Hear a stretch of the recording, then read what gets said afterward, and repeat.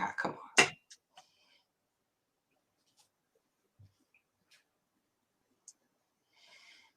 Get this thing started.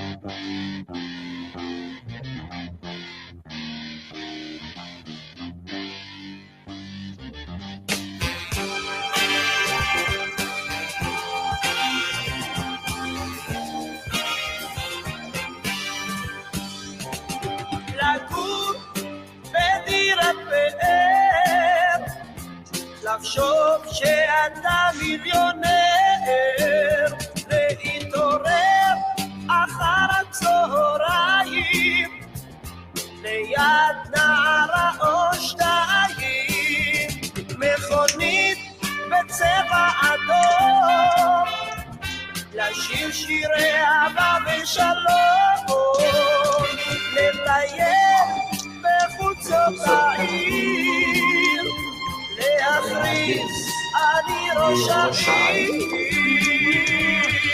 לא לעמוד לעולם, לא לשרת שוב אדם, רק הראש בעננים, מטפס שם במרומים, אשליות.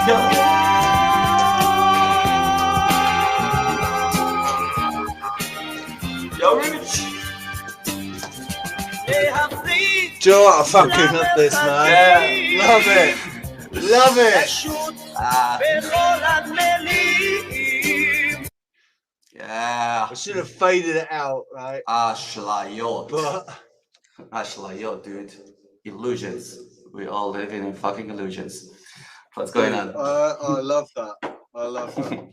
You're going to have to explain to everybody what that song was. But before we do that, Sure. Hello. I hate that word, hello. And it straight away it came off because just like, good evening, good day. Shalom, shalom, shalom. Shalom. Oh, shalom. Shalom. Shalom. Yeah, absolutely. Shalom. This is my buddy Nir. Hey. Nir Shoshani from Esh News on YouTube. We've been friends for how many years now, Nir? I don't know. Human count. Nah, you know, forever. It's been a few years. It's been a few years, man. I'm not sure. It's like 3 or 4 years or something. Yeah, something like that. It's at least 3 or 4 years we've been friends. And I'm very, very grateful to be friends with him. He's I always wanted to have a friend in Israel. I never believed, I could never believe that what I saw on the news. I always knew that that was a crap that we were hearing about Israel in the news. And I wanted to know about the people, what the people were like in Israel. And I'd never really met anybody apart from rich American tourists that said they lived in Israel, and that it's not quite the same thing as a true authentic Israeli, born or at least brought up in Rehovot. No, all my life over here. In Rehovot, Israel. All your life in Rehovot. And I've spoken about it before on my channel about the video that you did, and we can talk about that tonight. Actually, the video that you did, Isaac's Well. Yeah. And I did the voiceover for the intro for, man. I love that. You did a lot of things. But anyway, I'm going to hand over to you, Nir. I'm going to. One of the things I realised from comments on Sonia uploaded the video with her that I did with her, and there was more than one comment from her subscribers saying, "For God's sake, let Sonia talk." So, on that note, take it away, dude. Yeah, thank you. All right, so Esh News over here. Yeah. So Nir Shoshani, and I'm like besides that, I'm like, we do. I think that I kind of like met you alongside with establishing the channel. I remember like this was you were like my first shows over there. And besides that, here in Israel, we kind of like we began our Truthers Way several years ago, and thinking that my goal, at least, was the beginning, of course, to bring truth and to accomplish something which I kind of like lacked over the last 15 years or so before I discovered all I've been awakened. So it was like getting back to the media and doing all kinds of like creations inside the media and like shows and writing articles and doing all kinds of like short videos and all kinds of like research, like you mentioned in Isaac Well. And it's all like with the aspect of creation, of like doing the creation for fun and of course, not for like publication or money or anything which is like material, just for the clean, pure fun and just for the creation itself. The Esh in Esh News means in Hebrew the word fire, and it's also like the initials of the other thing that you see over here. It's the initials of flat Earth, Eretz Shtucha in Hebrew, and I still like although like recently I don't know I don't talk much about the flat Earth, but I always like mention it in my shows because I do think like it's a good gate. Okay, it's like my beginning of my way on the Truthers Way. Okay, it's how we were introduced to each other as well. Yeah, Most importantly, it's how we were introduced to each other. You were a get together, weren't you? I think you were interviewing people. I think you interviewed Mark Sargent. Throughout the years, I did like lots of like interviews with very incredible and wonderful truthers in the truthers community in England, the United States, all over the world. Like I've been talking with truthers also with the Philippines and Africa, one of the most notable ones being the late great Rob Skiba. God rest his soul, may rest in peace. Much love and peace to his family. Because I was shocked when I heard about Rob. You actually had certainly a much closer connection to Rob than I did, didn't you? Yeah, I was like a few months ago, and once I heard his death, I contacted Paul Lindbergh, Paul on the Plane. Was a dear person that I really adore, and he agreed to do the show with me back then, and we did a very memorable show about him, and so yeah, lots of like content that we are doing here, and it's all like first of all has this international, kind of like color to it. I try to diverse as much as possible with like the shows that I'm doing in Hebrew and the shows that I'm doing in English with all kinds of like guests and truthers. Besides that, it's really about, and we're going to talk about it today. I think it's like included in the topic that we chose for today. We're going to talk about the creation itself and about creativity. And I know that you sure do have a lot to contribute about this subject as well. Yeah, so this is pretty much about me with like introducing myself. Yeah, let's start the show. Yeah. So where do you want to begin? Because like you said about, we were talking about creation. You and I were talking about creation. It was weeks ago, and we were talking about, you were talking about the beauty of creating in the moment and it being raw and it like, so appreciating the mistakes that are made, the imperfection of a raw creation made in the moment, made in the, in the passion of the moment. That's something we were talking about, wasn't it? I think that but before that, I need to a little bit to explain what is the creation for me. Okay, what is the creativity for me? In a sense that that it kind of like really changed my world. The actual perspective that I started to look at what is creation, it really changed my world, and it was an unbreakable thing from like my awakening, because it all started, of course, with my awakening. So I kind of like been familiar to the actual fact that this world has a creator. Okay, that someone created this place, and this place is actually his creation. And I kind of like I tried to explain to my daughter. I don't know, a few We are weeks ago. creation. We are Yeah, creation. I will get to that. But I tried to explain my daughter like a few weeks ago. She asked me, "How's God? How does it look like?" Okay, and I told her, "You see, your room over here, it's all filled with like pink stuff and all kinds of like Hello Kitties and all kinds of like things on the walls. So this is kind of like reflects what you are like, okay? And if you get this to a bigger proportion, and you look at this whole world, this whole realm that we have, this is like the reflection of God. This is his aesthetics, okay? This whole nature, this whole thing that that we are witnessing every day, and this is also like witnessing. This also proves, okay, the actual existence of God. And on the sixth day that God created the man, this is the place that in the Hebrew Bible it says that he created him Betzalmo, in his image.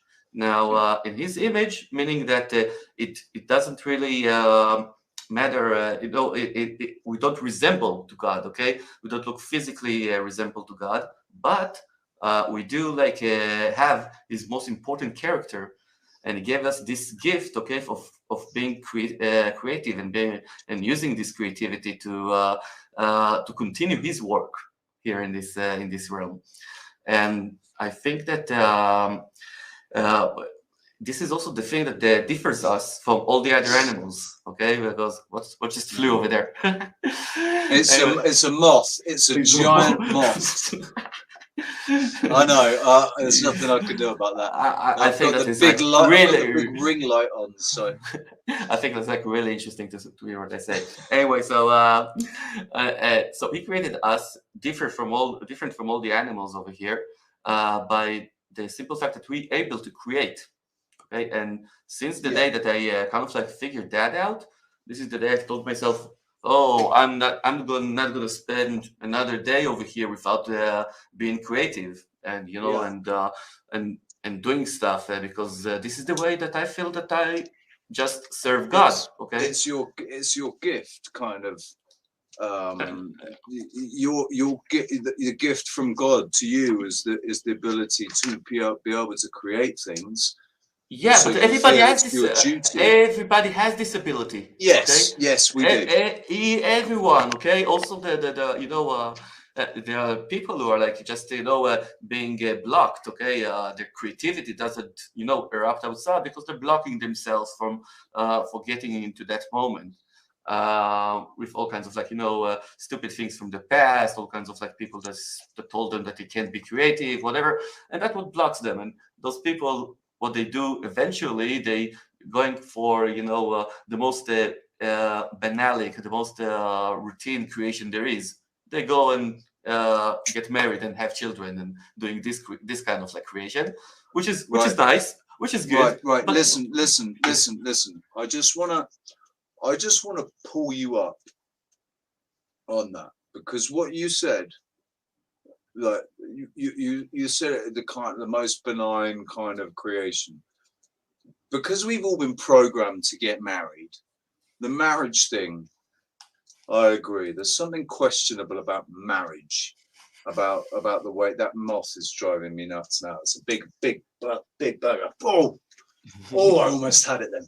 Anyway, there's something, marriage is an institution, so therefore it's business. It's about business. It's not about love. Love is something that this Hollywood love romance, get married, live happily ever after, it's come straight from Hollywood. Marriage originally is something that I think is recognized by people of Judaic Judaic roots, and it's certainly something in India. They still recognize it. Marriage is more of a convenient. It's like a marriage of convenience. It's a business relationship between two families. It's not actually massive. That's why arranged marriages exist, because of business relationships between two families.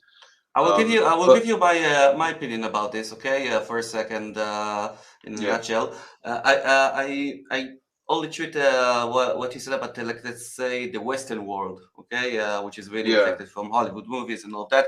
I won't get into the Eastern world, which I know that they have like special rituals over there. I won't treat that. But I want to bring up for a second one of the biggest conspiracies that they kind of like that we all fall in, and it's haven't been like talked about. Okay, and this conspiracy is how they sold us romance as love. Okay, yeah, because yeah, yeah. the difference between love and romance is the same difference that you got, let's say, between science and technology, or let's take it to the medical world. It's the difference between symptoms and a disease. Okay, And it's like in all honesty, and if everybody's honest with themselves, is the difference between love and lust. perhaps so. Yeah, perhaps so. No, but I will explain for a second. Okay. The thing is that love. Okay, we all know what love is. Okay, we all, I know, felt it. If not for like a person in our life, maybe for someone else, whatever. If something else, we all know what love is. Okay. Now, the romance, okay, is actually the language that they taught us to use in order. They're saying that it will increase the love. And the Okay, actions as well. And the all kinds of actions. action. Yeah, action. So you meet a girl, you go to a date with her, and then Programmed behavior kind of yeah, and thing. then you go to a movie and to a dinner, and then you she moves in with Red, you, and then you get roses and red roses and go to a letters vacation and whatever. Now, yeah. the thing is, all those romantic things, they kind of like they tell you, that it's come to increase from love, and you kind of like copy it from, as you said, from Hollywood movies.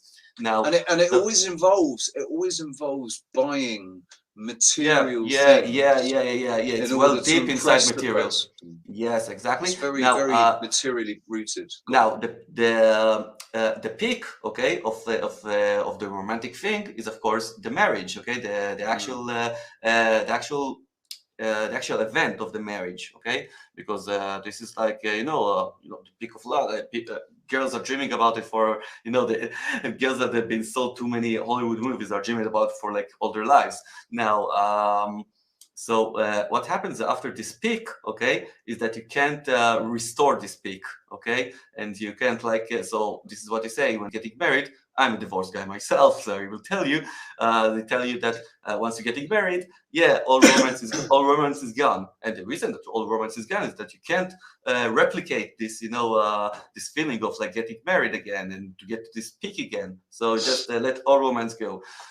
So I think that the actual conspiracy is how they let us believe in this romance, okay, as a thing which is related, okay, to the actual feeling of love. That's the problem in the Western world. I think that what they saw was an opportunity to increase our consumerism. Sure. Through and also like misplacing our value, where what we put value in and what we see as valuable and as good. It's like basically it was like I said, I have a word from all our of the presenter. romance. A word from our presenter. Hey, here. Linda. Yeah, she's like one of the biggest presenters of Ash News. A wonderful. She's a cat of God, actually. Yeah. Okay. Yeah. Let's go. So they've definitely connected it to, linked it to materialism, because they sell all these romantic things. They sell on Hollywood. They sell romance as guys turning up, and he's got tickets to the Caribbean. He's going to whisk the girl away, and and propose and spend money on a huge wedding, and it's all about spending money money and being flashy, and you know, and yeah, they've got the nice the romances with the poor kid that doesn't really have very much. But the thing is, he always makes it big at the end, and that's how he gets the girl, by making it big and making money and becoming successful or becoming recognized. I think it's all been connected to our top or for our topic for today. Okay, about illusions, right? And like just one of the illusions. Okay, all kinds of like.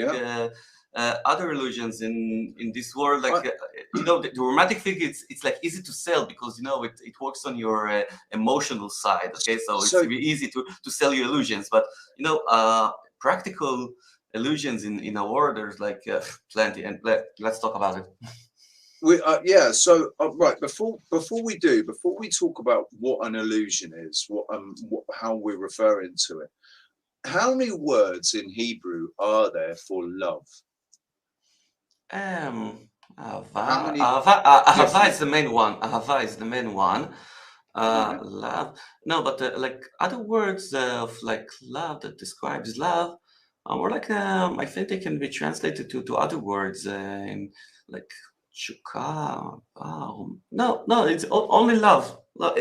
Hebrew is a very accurate language. Okay, you have like a very accurate word to each thing, and also like the thing is, you say that, but then because the reason I ask is because I think it's in like Chinese or in Indian or something. There's 20 different words for love because it all depends on what you're talking about. If you're talking about the love of an object or the love of a person or the love of an animal or the love of a sibling or the love of a mother or a father, or you know, there's all these different types of love, which really, when you do, I mean, there's more than one type of love. There's the love that we have in our families, which is supposed to be unconditional. We love our family members unconditionally. Certainly, the bond between mother and mother and son, mother and daughter, father and son, father and daughter, parental bond. That you, as a parent, you appreciate the true meaning of unconditional love. And also, you've got Linda, and you love Linda unconditionally. You know, the love of our animals is unconditional, really, isn't it? Do you have a definition for love, Richie? Do I have a definition for love? I can't think. It can't be defined into one thing. Like I say, there's, you know, there's unconditional love. There's love of friends, which for me, my friends I love like my family. It's the same. It's this same sort of. I will try. Okay, I will try. Yeah, like last week actually, I've been to some kind of like a workshop, something like that, which was the subject was love. Okay, and I was asked to define what love is, and for me, whatever, and I kind of like said to myself that love is giving. Okay, it's giving. It's just like giving out of your. I call it your juice of life. Okay, I think it's something which is like created inside your body, and it's like ready and its purpose. Okay, is just to burst out of your body. This thing is kind of like it's also related to what we mentioned earlier, the creativity. Okay, both emotions, the creativity and love, okay, are going together, and the whole purpose is to go outside of your body in a form of acts, in a form of in the form of giving. Okay, giving to other person, giving to other object, giving to something in your surrounding, in your world. Now, but now we have to be important because we have to make reference again, going back to what we were saying about how they were selling romantic love, Hollywood style. Oh no, through material also, things. Yeah, but it's not necessarily giving material things to people. No, is it? It's giving people time. it doesn't matter. It doesn't matter what you give, okay? It doesn't matter what But you're giving but something from your body. You're giving some kind of like creation from your body. If it's like in the form of money, in the form of affection, in the form of like cooking dinner, okay? It doesn't matter. spending Yeah, time with giving something from yourself outside. This is what means love, okay? attention, focus, and Attention. attention. Yeah. And yeah, and also like if I love dealing with flat Earth and with conspiracies, so this is what I'm giving my energies. This is what I'm giving this juice of life. Okay, because I love it. Yeah. Simple as that. You don't like it. It's correct for each kind of love. Okay, it's just the actual action of like giving, of creating for something else, someone Which else. is, I mean, because for me, it's really nice to be able to give to, especially to those that you love. There's nothing like giving a present to somebody that you love and seeing the look of pleasure on their face, when they get something, and it doesn't matter what it is, like I Yeah, say, of that you course. give, You because did you did give that time. for years with your music and your performances. You could feel this thing. You just gave them all your creativity juice, all what you got inside, and you saw the way that they accepted, and this was love. I gave, yeah, when I perform to people, I give absolutely 100%. It's like and it's more, I feel, honestly, I feel more like it's my soul that's performing. It's like my soul steps up and wants to get up and sing a bit, that's what Yeah. it's like. And I think that's why I'm a little bit self-conscious. I'm not a huge, although I've got a big ego. Let's face it, everybody can tell I've got a big ego, obviously. We'll talk about ego. But I try to keep my ego in check, and I try to stay very self-reflective and make sure that I'm not being egotistical and stuff. But it's my ego doesn't want to get up on stage and perform and sing to people. My ego doesn't want people looking at me and and judging me and whatever. But my soul, my ego is just like, well, yeah, I can do it, but I don't like people watching me when I do it, man. And my soul is like, fucking shut up. I need to sing. I need to sing, man.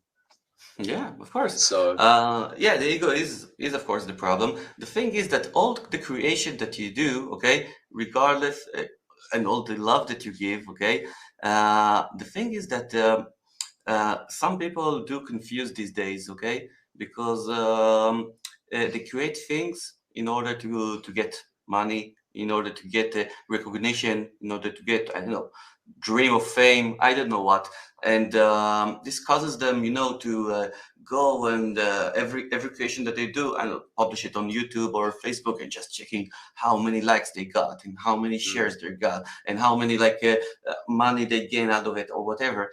And the thing is that once you follow that way, this is where your ego, okay, gets into the picture. Yeah, now, yeah. And besides that, And that's where this disappointment can set in as well. That's why I don't. Yeah. Well, because obviously I upload my stuff. I've just recently uploaded it's not my own creation. It's just a cover. But doing the music video and syncing it all up, that was my creation. Syncing all of that up. Now the thing is, the but most important I thing. don't care.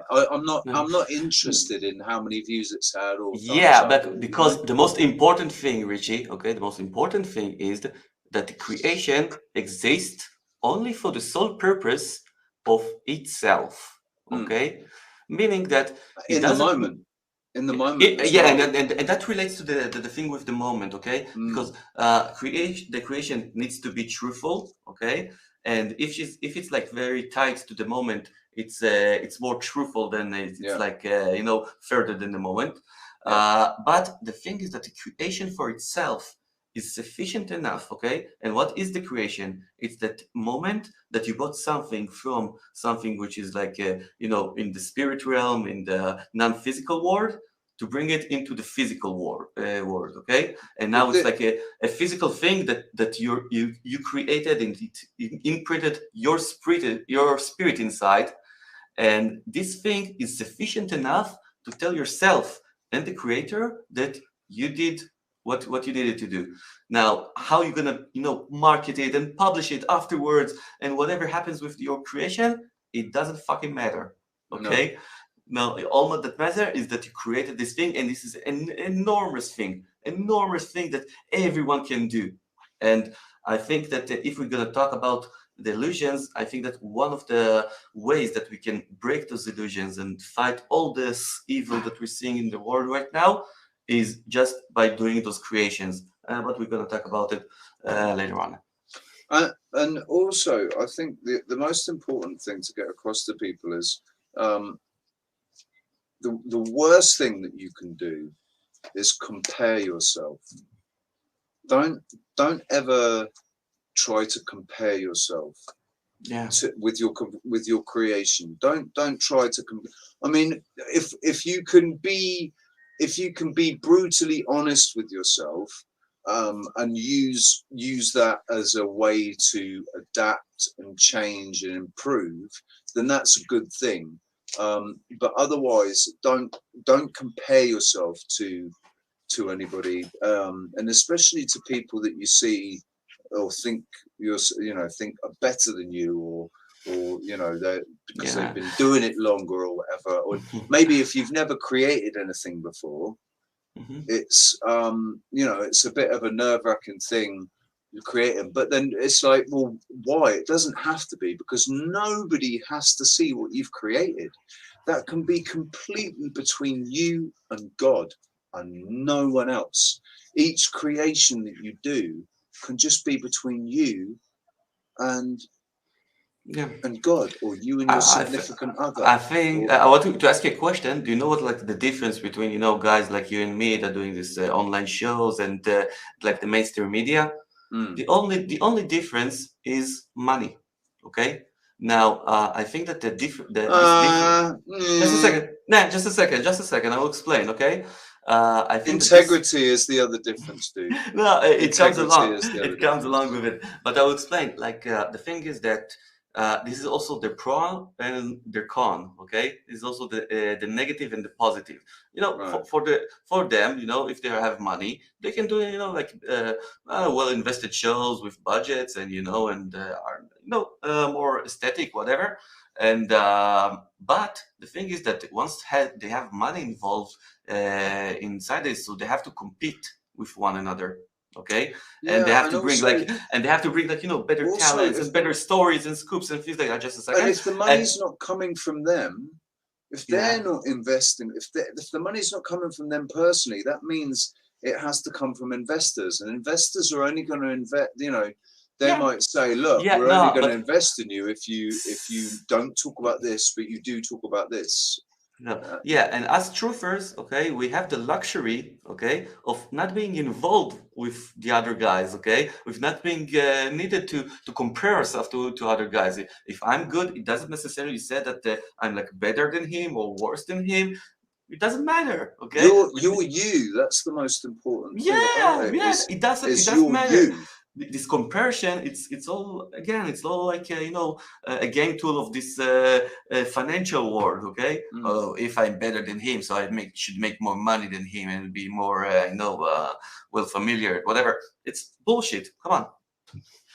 Yeah, it's not related to creation itself. So that, I mean, the thing is that because that's when the ego starts comparing. The ego is the one that sits there and compares and says, or that person's got more money, or that person's got a better show, or that person's got this or that, or whatever.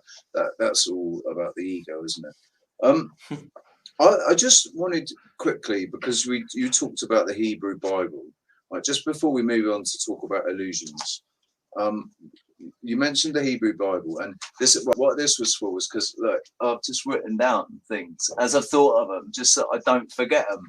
But instead of interrupting and stuff, the Hebrew Bible, right? Yeah. Obviously, it's the Bible written in Hebrew. It's the Torah. which is essentially to Christians, it's the Old Testament. Yeah. Plus a bit more. Is there some extra stuff that's in the Torah that's not in the Old Testament? Yeah, there's like first of all, the whole Bible is being constructed of like three major sections. The Torah is the first one, and then you have the prophets, and then you have the Chronicles, I think it's called. And the thing is that the way that I see it, like my relation with the Bible, I always liked it. I was really good at school with learning Bible, and this when I got my awakening, I said, "Oh, this can't be a coincidence." That like I love the Bible, and I got familiar with flat Earth, and I'm living here in Israel, and it's all ties together. And I said, "This can't be a coincidence." So once I got awakened, I got a really better connection with the Bible than I used to have, and started to read it, and first of all, like the Bible has been written firstly in Hebrew. Okay, this is a proven thing that it's been written firstly in Hebrew, which was one of the first languages, maybe the first one. Now, I know that it was one of the first languages, not by that someone told me that.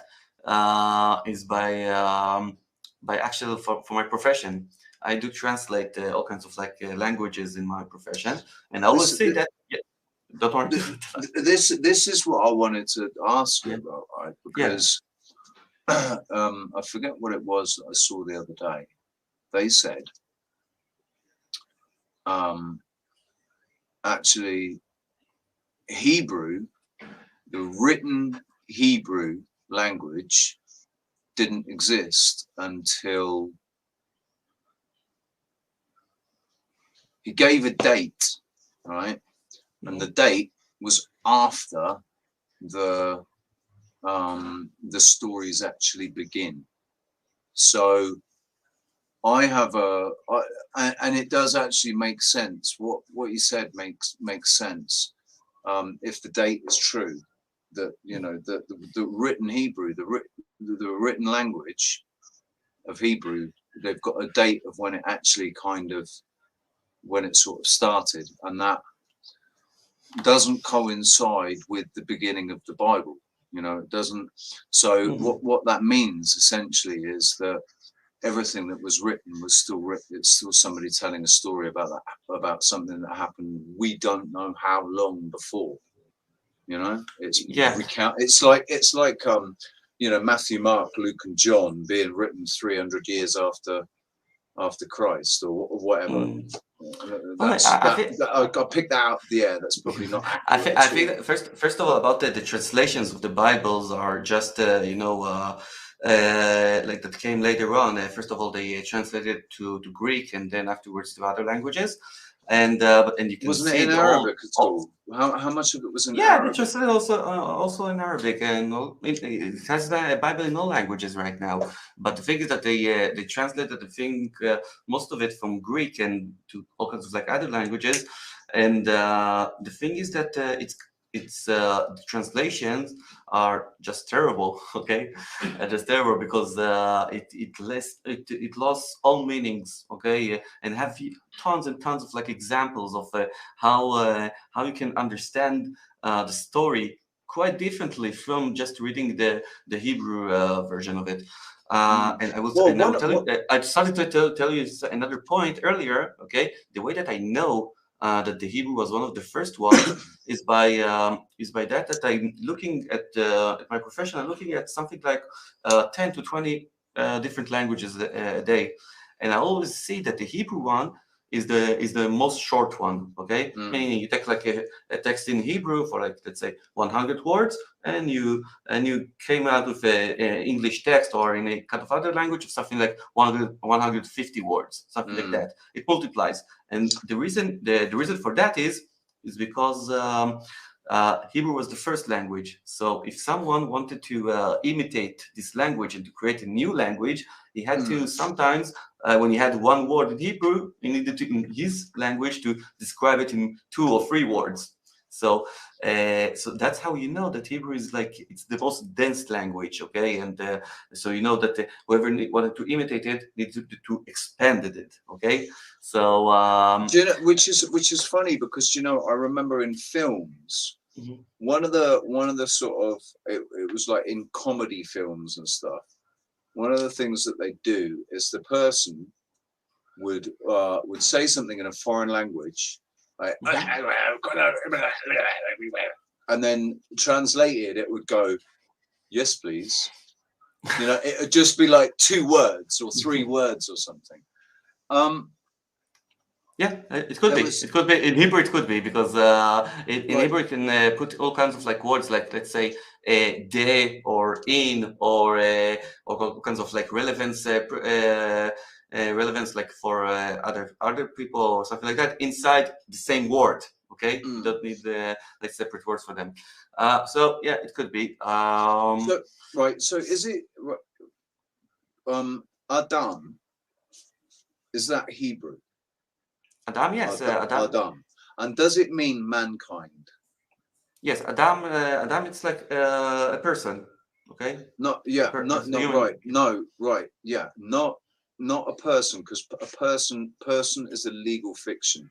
So not a person, a human being, male or female. Yeah. Because right. The reason I asked this is because I was watching Jacob Israel the other day, and Jacob was talking about Adam and Eve, and I love Jacob's interpretations of the Bible, and he sees like there's a way that he describes. He says like the tree of life in the center of the Garden of Eden is actually could be represented as the human nervous system.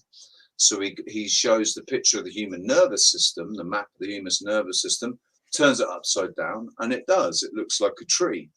So that could be the tree of life. But he was talking about the Adam and Eve story, and he was saying that Adam, when Adam was created on the 6th day, and Adam means mankind. Yeah. So technically, it wasn't just because woman was taken from man's rib. So woman was taken out of man, which means woman was in man originally, which means man was originally androgynous. And that makes sense with our brains, because our brains are male and female. We've got a male hemisphere and a female hemisphere, which means that technically there is an androgynous side to our physical being. And if woman was like, so before on the 6th day, because there's two stories of the creation, aren't there, where it's sort of separated into God creates woman from man's rib, but then there's the other creation that just talks about mankind, male and female, all being created on the 6th day. So yeah, that's in Hebrew. It's kind of like you can see this ownership thing, this source thing, in the way that you are saying husband and wife. Okay, husband is Baal, which means in Hebrew, instead of like a husband on top of husband, it means like someone's owning someone. Okay. Hang on. Say that again. It's Baal. Baal, yeah, Baal. As in the god Baal, yeah. The god Baal, yeah. Yeah. It sounds the same, but it's not the same meaning. In Hebrew, everything is it spelled the tons same? Of meanings. Is it spelled the same? B-A. Yeah, it's actually spelled the same. Yeah, but it's a little bit like pronounced different. It's like Baal is like husband, and Baal is like this god, whatever. Do you not think that they're screwing you the same way that they screw us? Oh, with the language, all the time. The language and the phonetics of the language. All the time. No, the thing is that in Hebrew you have like these roots. Okay, you have these roots of words. That from these words you can create by scales and all kinds of like other things. You can create all kinds of like really different words. But once you can see all this spectrum of words that you get from some root, you know that they're all like related to each other in some way. So yeah, so as I told you, like about Baal, it's like someone who's owning something, and Isha is like wife. Isha is something which is like his what his Isha. It's like someone who's like the husband is like it's his person. Okay, let's Right. say it like that. Okay, so yeah, it's very sophisticated and all of that. About the Garden of Eden, again, if you mentioned it and all of that, I had a pretty much a nice revelation lately. Do you know the thing that they're saying that the Garden of Eden? First of all, they told us that it's near the area of Iraq nowadays. Okay. Which was in Mesopotamia and all of that. But real truthers do believe that the Garden of Eden is right over here in the middle, and this is where like the tree of life that you can see like in all the ancient cultures that is like in the center of this realm. And the thing is that I discovered lately by a story that goes on after the story of Garden of Eden, the story of Cain and Abel. The thing is that Cain murdered Abel, and then God expelled him, and expelled him to the land of Nod. Okay. Yeah. Now, definitely, it's kind of like fun in Hebrew because Nod in Hebrew, it's the other meaning of it. It's fart. But anyway, so in English, the land of Nod is to go to sleep. Oh yeah. Oh, to go okay. off to the land of Nod, you go to sleep. Yeah, but I think okay that there was a confusion over there. Okay, with the word. I don't think it's like what the word the land of Nod. I think it's the land of Nord that they reduced the R. And the land of Nord, okay, is where the Nords are, like in the north side of Scandinavia. So Right, it's only it only makes sense that from the Garden of Eden, which is like in the middle, they will go. Cain will go to the land of Nord, which is like where the Nords are actually today. And afterwards, they also like describe in this following chapters. I think it was like also like after the flood, the big flood.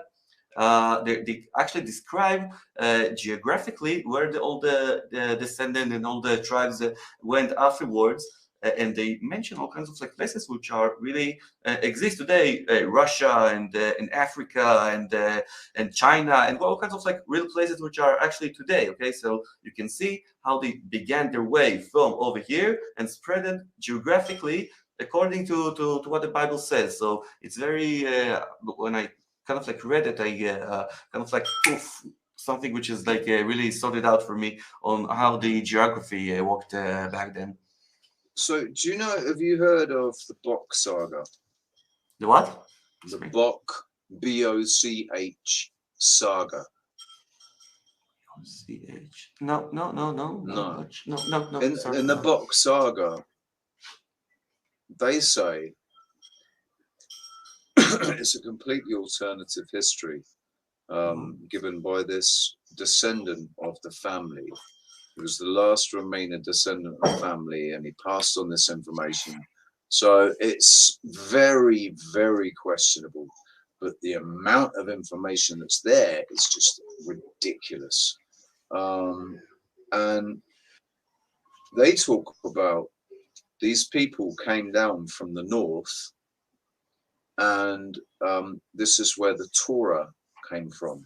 It came from people that traveled down from the north, and they brought the Torah with them, and they installed this new religion, this new following with the Torah, and there's some other things that he talks about that are really difficult for people to process. It's difficult for me to process some of the stuff that's spoken about because it goes so against our programming. Basically, it goes completely against our programming. It will make people, some of the things that are acceptable in the society where the Block Saga talks about, some of the things that were acceptable in that society, in this society, people would be like, oh my God, oh God, seriously, oh, I that's think it's also disgusting. I think it's also like related to the topic of illusions, okay? And I think that the whole All connected to illusions. yeah, and Everything that we speak I think that about. illusions nowadays, okay, of what we're talking about is on this society and this moment that we are on right now, it's all being centered, I think, with the most elemental stuff of like truthers, okay, in the common sense of separating, okay, when I start my lectures, I always tell people separate in your mind all the knowledge that you got, which is outer knowledge, meaning books and internet and family and friends and everything that any kind of thing that you You're get from talking about outside. three-dimensional experience that you're having, like the physical three-dimensional experience, books that you read, films, and stuff like that. Yeah. All the things that you get from outside, separate them on one side and put on the other side and try to reveal on the other side what kind of like knowledge you got in your head that you got from your senses, okay? From your humanly senses. For instance, I don't know, you're going on the street and you see like a hill or something like that, and you're saying to yourself, oh, it's hot, it's gonna be very tough to go on this hill and gonna be sweaty and stuff. How do you know that? Because nobody told you that, okay? You know, because you experienced that before in your senses, and you now can, you know this thing, okay? Now, on top of this information, you got tons of other information from your head that you just got from your senses. And once you started looking at this world and trust your senses and although they're saying that your senses are pretty much fucked, they have limitations, they have their own illusions, whatever. But no, this is your senses is what God actually wanted you to accept from this world. I don't know if we were like living in the matrix and with like some kind of like lab animals and we are not aware of that. Whatever, okay. Whatever that we are seeing, whatever we're hearing, whatever we are recepting with our senses, this is what God wanted us to recept. And if we trust God, and if we so we should trust our senses, and any kind of like thing which comes opposite to our senses, okay, from the outer knowledge, whatever. First of all, we got to suspect of it being an illusion, and most of the time me and you, we are like into these things. Our senses are really sharp, and I think that we always like really well familiar to distinguish this illusion coming forward. Okay, whenever we see it. We see it miles away because we're seeing, oh, this is the thing that someone else is telling us, not something that I captured from my senses, and I'm really sure of it. Right. So it's all come to that. This is what I've been saying to people about. I've been trying to get people to realize that absolutely everything outside of their senses, outside of their three-dimensional experience, excluding television, because this is where a lot of it comes from. Take television out of your life and take the computer out. And what do you actually experience in your own physical body when you're walking around, when you talk to people, you see people, and what are you actually seeing versus what are they trying to tell you is happening on the television? And the two never correlate. They're completely so I say that each one of us, every single one of us, you, me, and every single individual person that might be listening. There are 12 people listening now. Hi guys, thank you very much for being here. 13.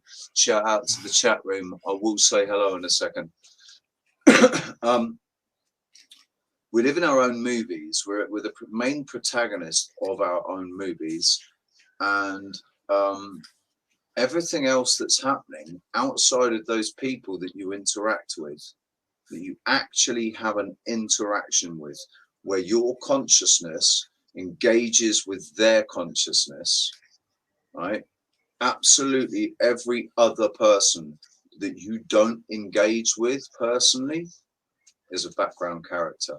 Doesn't matter if they're an NPC or what, it doesn't matter. They're a background character because you're never going to engage with them. If they engage with somebody that you engage with, then there's a slightly stronger connection and they then become an NPC. But that's only in your movie, because in, let's say, in your friend's movie, their connection is direct to that person. So they have to decide, they can decide if that person is actually a co-creator of the movie, a co-producer, or if they're an NPC. If they're engaging with them, they're not a background character. They're either, if you're actually engaging with people, they're either NPCs or they're co-creators. Or they're co-creators that are fast asleep or don't want to wake up because they're scared. And, you know, because we can't treat everybody that's choosing to stay asleep as an NPC. Yeah. That's we can't do that. We have Listen, to. yeah, I think that you're talking about this, I know, separation that we've got, especially like recently, and I think that I brought you these questions. I think that earlier that maybe this whole thing, okay, of like separating between us with like two methods of like thinking, okay. Isn't that maybe also like a program of an evil program of them, okay, to create like two sides of things, To divide okay? and conquer. That's exactly what it is. Yeah. It's to divide and conquer. Yeah, because because of fractals, they can keep dividing and keep dividing and keep dividing. Okay. Now I think that in order to do that, to implement, okay, there's this thought over here in all the truthers community. Maybe they implement those kind of like thoughts into our mind, so just that we can be the controlled opposition, that we will just show the versus side, and then we'll have this collision. Dude, I don't think it's a maybe. I think that's exactly what they do. They know. I will dispute that. Okay, I will dispute that, and I'll explain to you how. Okay, I will tell you that I think that. Hang on a second. Hang on.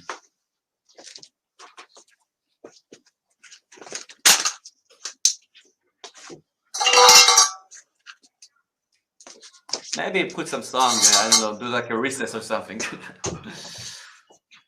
Just who the fuck do you think you are, eh? Who the fuck do you think you are? Come on then. Come on then. Yeah, we'll come in then. Meow. Strangers in the night. You're trying to pull my fucking door open. Who do you think you are? Eh? Well, I suppose you live in LA. Ever since that night. Say hello to the people. If you're going to come and interrupt my bloody live stream, come and say hello to everybody. No, there's no fighting. Wait. I sang a little bit of Frank Sinatra. You cheeky little sod. Mister, I was once feral. And now I'm just I think my cat is like yelling it as well. Is there? Anyways, yeah. So go on. I was talking about like how can I dispute this thing that you think that he implemented this thought of us being truthers, because I think that before that any one of us became truther, okay, he stumbled into that idea that I mentioned earlier, to separate between the outer knowledge and the inner knowledge. Okay, and I think that in order that they implement all this flat Earth theory and all this other truth stuff inside our head, first of all, they would have to implement the actual thought about using our senses and trust our senses. Okay, and this thing is a thing that everyone is like studying by his own. Okay, it's come to this realization by his own to trust his senses, and on top of that, the institution and all those people are not really interested that we are start thinking for ourselves and trust our senses. So they shouldn't like. Not now.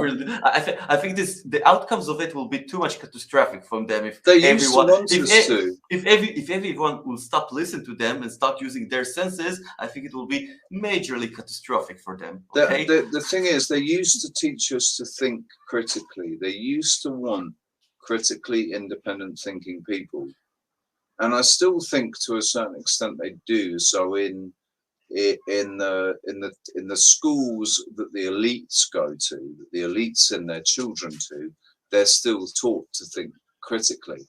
It's just in public, in state No, schools but and critically doesn't mean like using your senses. Okay, critically is meaning to read another thing that some other guy brought and to bring it. Oh, I have this criticism about what this other guy wrote, and it doesn't fucking matter. Okay? I mean, All you that, think all that critically matters when, is if you use and dude, you trust your senses or not. That's all. when that you matters. go outside, and you stand there and close your eyes, and just stand still, close your eyes when you stand outside, and then imagine that the world is spinning at 1,000 miles an hour, but your senses don't tell you that.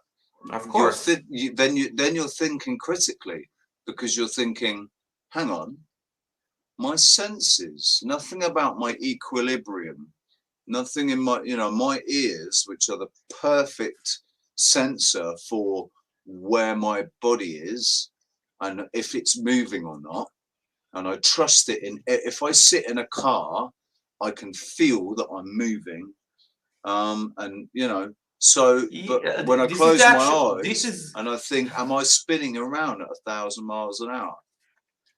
No. Listen, this is the actual critical thinking that is needed, okay? But the critical thinking that they're teaching in schools and later on in academy, it's totally different. They're saying they're presenting, critical thinking for them is to bring a paper from some other guy that says something different to this other guy that says that, and this is how you critique them. Bullshit, okay? It doesn't use your senses whatsoever. What you said right now, actually block yourself from everything you learned, everything that came from outside, and just trust your own senses. This is the first step that every truther does, if he's familiar to that or not. Okay.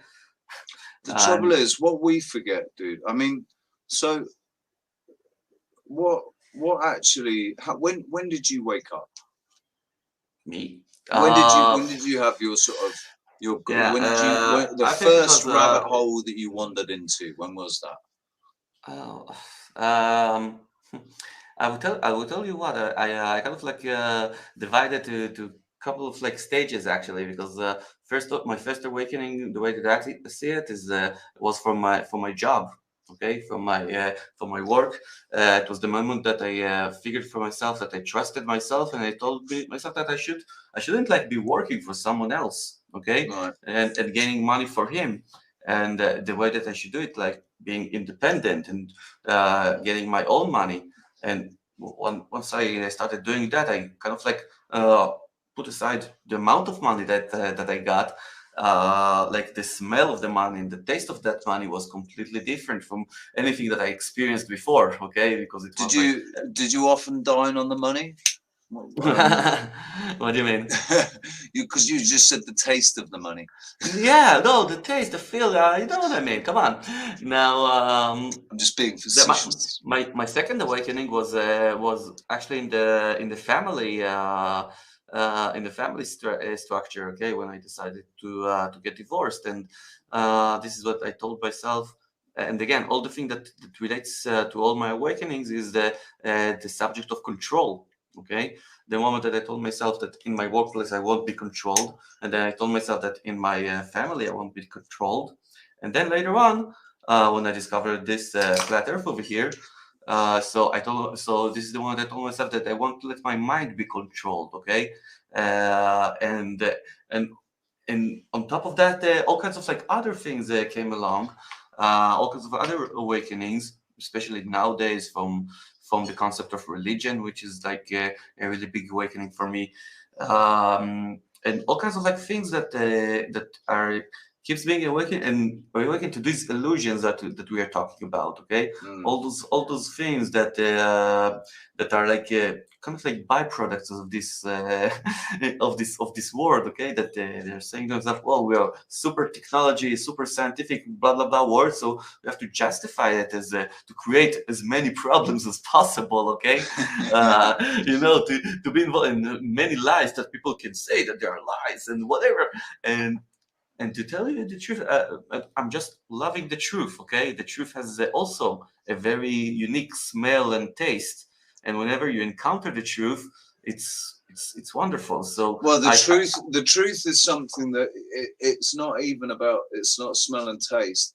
The truth is something that you can feel in your heart. You know in your heart there's something about it that's true. That's what this whole resonating is. I have my friend Owen Shushan. He has this sentence which I really love. He said, after investigating the truth for tens of years of whatever, I finally discovered that the truth is not what, the truth is who. Okay, and it's very yeah, I can agree with that, because the and who is the who? It's you. It's you or It's me you. or it's each one of us. We are the truth. We're the living. I think that he referred to God, but I think that he referred to God because I don't. But dude, I'm referring to God. We are the living embodiment of God's creation. We are the last thing that He created, and we're the pinnacle of His creation. If we're going to listen, but that's sticking to a biblical paradigm.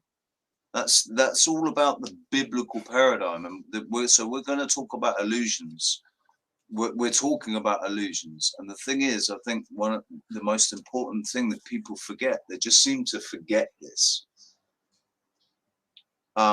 I forget who it was. Right, I was watching. Hang on, I'll tell you who it was. I want to just to ask you if by you talking about religion, okay, do you separate, okay, the same way from religion and the belief of God, okay, because it's not the same thing. Okay, it's no. Okay, It's the religion is religion is doctrine. It's just another dogma. System. It's another pyramid. Another system that's been in place by men, right? Yeah. So God, what people have to do, what people really have to do, I think, what everybody has to do, is let go of all of these preconceived ideas that have been given to us about what or who the creator is, and that's where you look inside and you ask God, you ask the creator, or you ask the consciousness, the big man, the higher self, whatever. You just ask, you go inside and you ask and say, who are the thing you? is that the religions, what they're trying to do in order to that you're approaching to them and you ask them to connect you to God. So what they do, they actually ties God into materialistic things, okay, into synagogues over here, church houses over there, all kinds of like mascots, all kinds of like things that will will actualize God to people, and this is a very wrong thing to do. Okay, to actually put God as an object, as something which is materialistic. So, and I think that the actual big lie, because we keep using this word God, right? Oh, okay, God is a man-made title given to something that we've got no way of describing. Perhaps. Other than creator. If we say father, that's a Catholic thing. That's patriarchy. That's where they took the divine feminine out of creation and said it was just a man that created. It was a masculine entity that created Earth by itself. We all know that creation can't happen without the female side. Even with creatures that are what are they called, asexual or whatever it is, and they create by themselves. They can only create by themselves because they have male and female parts in them. You know, they have both sets of organs. That's why they have male and female. You can't create life without the two things in this realm. And this realm is the realm of duality, where you have polar opposites, and that's what the Freemasons have basically exploited. They've taken the idea of duality, and they're controlling us with it. It's the black and white paradigm. They're controlling us with this theory of duality, which is exactly what religion is, which is every religion. It's all about the light and the dark. It's all about good and bad, good versus evil. Let me just play you what this guy said, right, when he opens his thing. I've got to find it because he speaks a lot of Arabic. Listen for a second. This guy, hang on a second. This guy is called. This guy, can't remember what this guy's name is. He's Sufi, right? So this is Islam. I'll show you my signs upon the horizon inside. I'm not going to be able to find it. I'll tell you what he says, right, is there is nothing easier, basically, than to fool an ignorant man. And what he was talking about was he was relating it to how everybody's being fooled now because they're ignorant to reality. Because reality has been hidden from them by the people that are controlling us. They're like deliberately controlling the narrative to hide reality from us. They're telling us, like, we're talking about our senses. Our senses are telling us one thing, but the mainstream media is telling us something completely different. Politicians are telling us something completely different. Paid scientists, accepted scientists accepted by mainstream media are telling us something completely different to what our senses, most importantly, common sense, which seems to be in short supply, but common sense is telling us. But so he says, you know, there's nothing easier than fooling an ignorant man. But then he starts to waffle on about Islam, and the thing is, when religion was created, people were ignorant. They were ignorant to what was being spoken about. We've got this idea that history has been rewritten, and so there's this possibility that all religions are, or whatever it is, whenever they started the false narrative, not all religions are only that's how old they are. I mean, No, I don't know, man. But the thing is, if you're saying that they pop up with religions, it did happen. Okay, the thing is that the religious, let's say Judaism and even Christianity wasn't like born when Jesus was alive. Okay, no. Christianity was started like 300-400 years afterwards. Yeah, and technically it was 400. It was Catholicism 400 years later. Yeah. We've got stories of Christianity existing. When Jesus died, it was the faith that was being practiced by Mary Magdalene and you know, and his disciples after he died, which was more Gnostic. Yeah, but you see that they also, like, if religion is actually not related to what happened, okay, in time, so it can be related also like to the books themselves, okay. The books themselves, the Old Testament and the New Testament.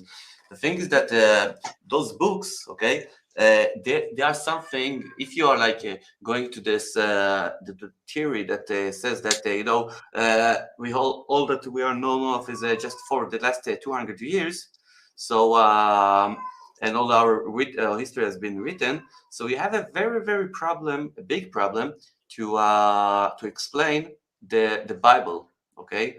Because you're telling yourself, okay, so if you're for let's say a moment in history that you wanted to stop the old history, create a new history, and you wanted that the Bible will be a part of it, okay? So you have to recreate it. Now, think about it technically, okay? That if, like, let's say for 200 years ago, okay, there were like all kinds of like really evil Illuminati men, whatever, wanted to reinvent the Bible, but it will, fitting to their own needs. So what they have to do is to take Linda, shut up. What they have to do is to take something like, I don't know, 200-300 people that will write down just all the Bible, and I know that they all will be coordinated and to sit them down, and that they will all write together, and someone will have to review it. That will be in the same language, whatever. Why do you think 200 or 300 people? Whatever, just for a number, okay?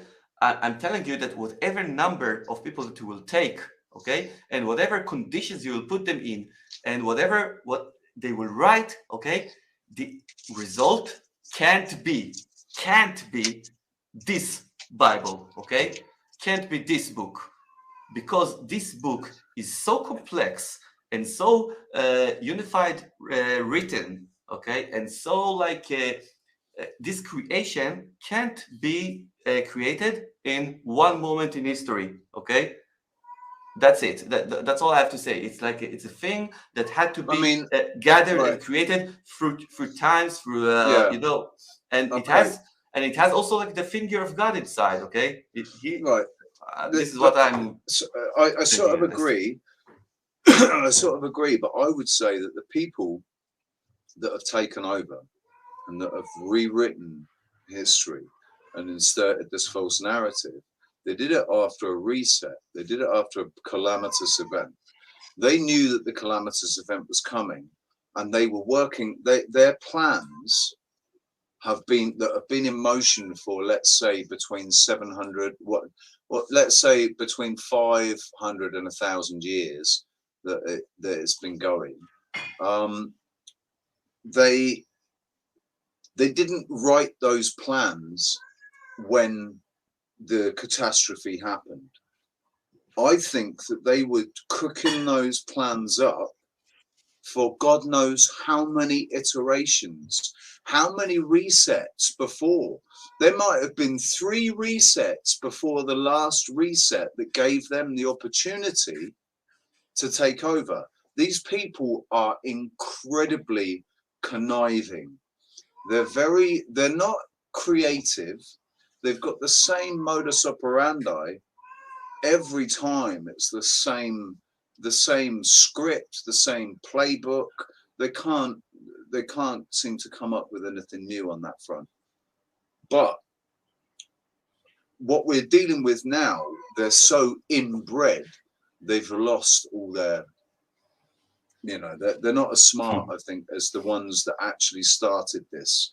The ones that started this generations ago weren't corrupted by, they'd been living in the realm when it was perfect, when it was essentially Eden, basically. I think it was Eden. I think this whole description of the Garden of Eden, they're talking about Earth. They're talking about before the parasitic takeover, basically. I think this is a story that they've been cooking up probably for 1,000 years before they were even able to implement it. I think there might have been more than one reset, and they were just biding their time because they're saying, no, it's okay. We'll just do this again. We'll do the cycle again, and we'll set these things in place, and we'll do these things, and it'll all, and just set. Because one thing you have to say about these people is they're patient. This is a generational plan that they've had in place. They are so patient. It's it's ridiculous. Except for now, they've kind of lost their patience because they got Yeah. so close. They got so close to it, and then it was kind of snatched back from them for a bit, and then they got it back again, and it's like, whoa, and they've gone all out trying to. No, the thing, yeah, I think that they lost their patience because Yeah. this is what I'm hearing in the news lately. Well, actually, that's what Joe Biden said. Joe Biden said it, didn't he? He said we're run out of patience and now. unvaccinated. Yeah, and all of those motherfuckers, sorry, like I see them on the news and they're like saying, oh, we getting really impatient with the unvaccinated, and I can see them like pissed off and they're saying, oh, people are not getting vaccinated over here, and people don't vaccinate their children over here, and I heard lately that he said the one who are like unvaccinated, they are winning the war right now. I'm like, yeah, it's happening. I think one of the things, well, and we need to let's stop using that word. Let's call it needlecraft or the jabba dabba do. But the thing, oh no, don't do that to me. Oh, you swine. No, let's do a recess, dude. A recess? You want a recess? Yeah, well, I need to quickly. I'll tell you what, dude, we've got 17 people watching, so I'll tell you what we'll do is we'll go and have a little look in the chat room. Oh, yeah. Because I haven't really acknowledged anybody at all. So my apologies to the chat room for that. I used to forget those marathons of like really walk show of like 3 hours shows and stuff like that. Oh yeah, no. See, I'm like with my music. Like, well, I do a 2-hour set, and everybody else would take 1 or 2 breaks in a 2-hour set. Any other professional takes 1 or 2 breaks in a 2-hour set, and I wouldn't take any. And in a 3-hour set, I'd take 1 break, but it would be completely possible for me to go 3 hours without taking a break. I just like to get it done, you know. So anyway, Mika. Hey, one of the Goonies. Mika's a Goonie. How you doing? Reverend Hull, how you doing? William, how you doing, man? Good to see you. Thanks for coming. Leafy's changed names because Leafy wasn't always called Leafy. I don't think, because I don't remember ever giving anybody called Leafy a wrench. So that's got to be someone else. They've changed names. But anyway, Three Fingers. Hey, man, how you doing? Three Fingers gets a wrench. Dragonfly, how are you? Good to meet you. Amaroli B. D'Angelo, how you doing, man? And oh no, that's I was going to say Leslie, but it's Leafy. Hobbs, how you doing, man? Good to see you. And Mr. Mensa as well. Mr. Mensa, you've been around for such a long time, man. Vayday Images, how you doing? Lizzo French, Arthur F.E., Patty Petco. Haven't seen your name before. Thank you very much for being here. And Carmen Esther. Tom, how you doing, man? The map behind me seems more plausible than debunked AEMA. It's not a map behind me. There's not a map behind me. There's a map behind. There's a map behind Near. He's got the flat Earth map behind him. It's the same map that they've got in the United Nations logo. Yeah. I'm just trying to see if I've missed anybody. Urban Farming Robin. Hi, you're new from South Africa. How you doing, man? Good to meet you from South Africa. I've got there's somebody I know in South Africa called David. Called Dave? Yes, Dave Mannell. Dave Mannell in South Africa. He was in London and now he's in South Africa. I've been to South Africa like something like 10 years ago, 12 years ago. And what was your experience like there?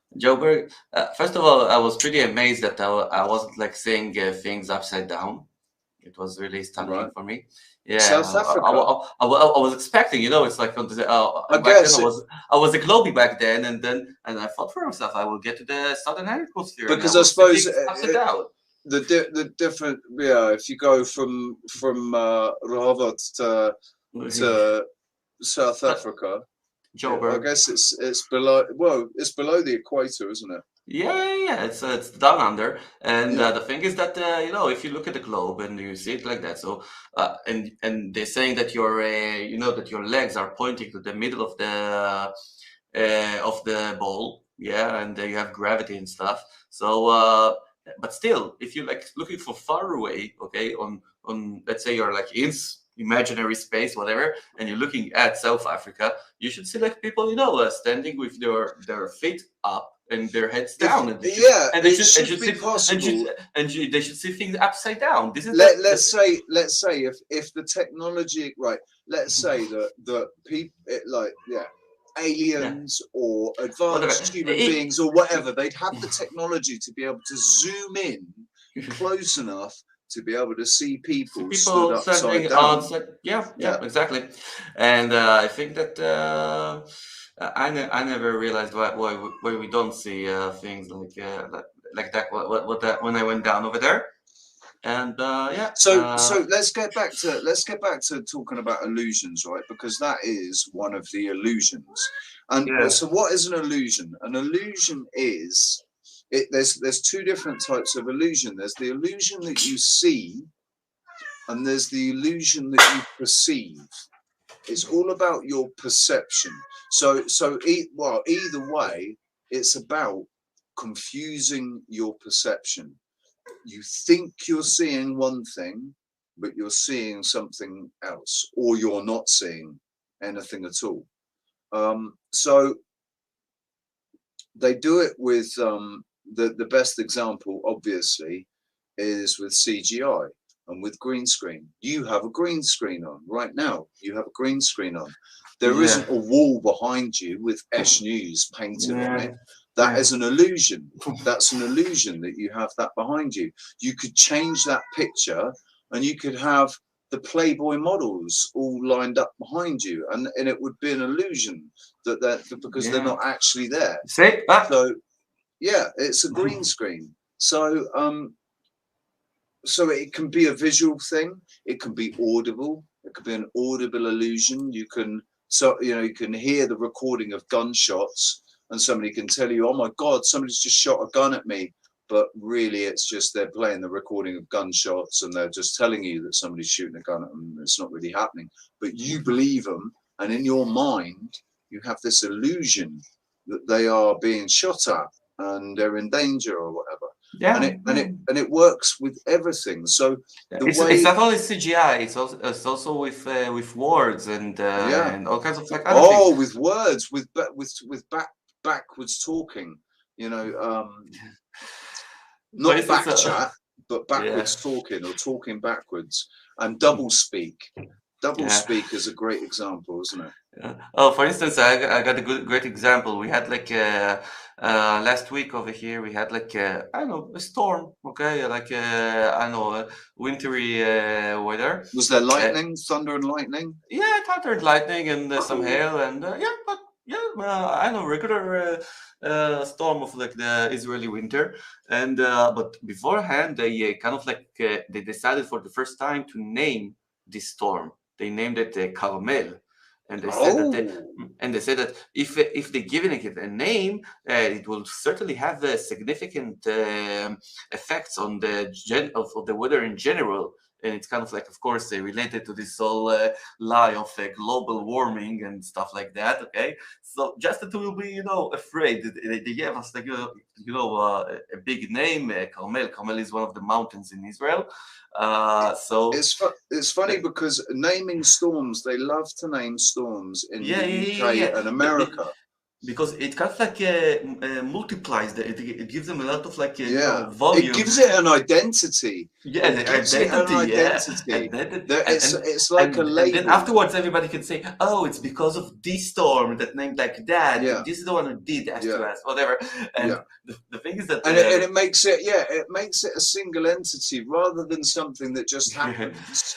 It becomes this single entity that comes in to attack.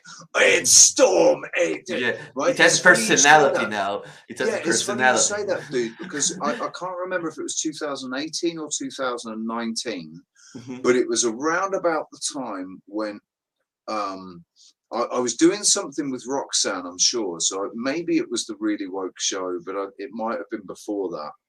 And do you remember in America, this huge winter storm came in, and it was called Storm Avery. Yeah. It was my name. It was like, whoa, Storm Avery. Are you kidding me? They've named the storm Avery. What the fuck? And the funny thing is that in the end of the storm, it was like, a regular storm.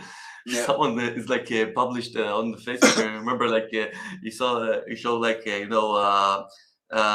chairs on the garden, okay, and one of the chairs is like one is like standing, one's like falling down, and like now we're calculating the damages of the Carmel storm. Oh, man.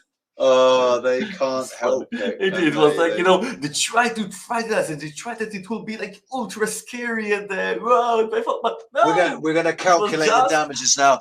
This is how much it's gonna cost.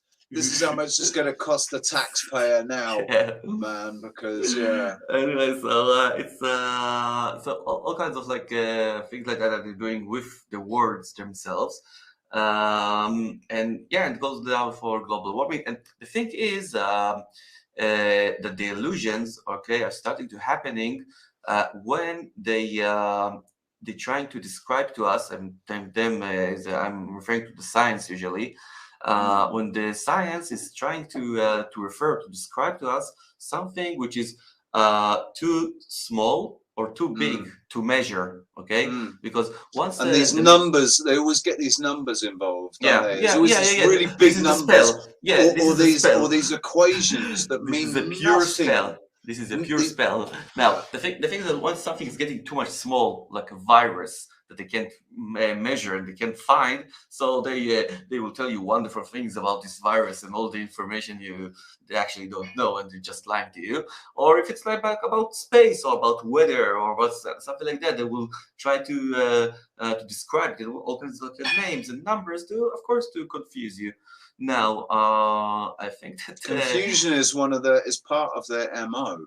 They like to confuse people because now and that goes also like to the term of language, because the way that I define science, and I think this is one of my major thoughts that came into my mind, is that the way to define science is absolutely with one word, and it is language.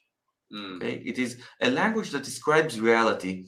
And as for instance, I'm like in my job in the translation business, I get like documents from all kinds of like different languages, but inside those languages there are all kinds of like different variants, of language. There's like legal language and technical language and medical language and all kinds of like different language inside this. And those languages are not even like similar to one another. Like legalese. Legal jargon. Jargon. Different, isn't it? It's exactly that. It's jargon. Yes. Now, each one of these jargons are trying to describe some kind of like reality for you. And also the science is trying to do that, and it's usually using numbers. Numbers and the digits and all kinds of like their parameters to describe this reality. Now the problem of science, it has like two major problems, two major sins. That first of all, none of the genres can describe the reality in its whole. Everyone has their negative it's compartmentalized, isn't it? They compartmentalize it. For instance, like if someone is if I'm going inside my wife's bedroom and I'm sitting here sleeping with someone else, okay, how can science describe what's going on in my heart right now? How do I feel right now? You can't describe this kind of like emotion, okay? Or I've actually experienced that. yeah, but you can't like describe it in an equation, right? Well, Okay. you can use metaphors to describe it. Yeah. You use metaphors to Yeah, describe it. but you can't use an equation to describe it. No. So, God, no. They're quite a scientific equation to describe. Yeah. No, but they will use a scientific equation, or they'll use medical jargon to tell you what happens. How there'll be a reaction in your brain that will then release. It will then cause a reaction in your heart, a reaction in your stomach, which will then go into your central nervous system. How is that? You know, how are these words actually connected to what you felt? Okay. Yeah, I know. Well, I mean, you can say, oh, you know, your heart feels like it. You know, it drops into your stomach, and your stomach turns into a knot, and you know, or like it's been torn out of your chest, or you can give all of these different metaphors. It's like it kind of like describes me. It kind of reminds me how the science describes you how you feel on ecstasy. You feel empathy, and you feel love, and you feel whatever, and it's kind of like. Yeah, these are like words that describe what you said. What you said about science, basically boiling down to one word, language. You're absolutely spot on because,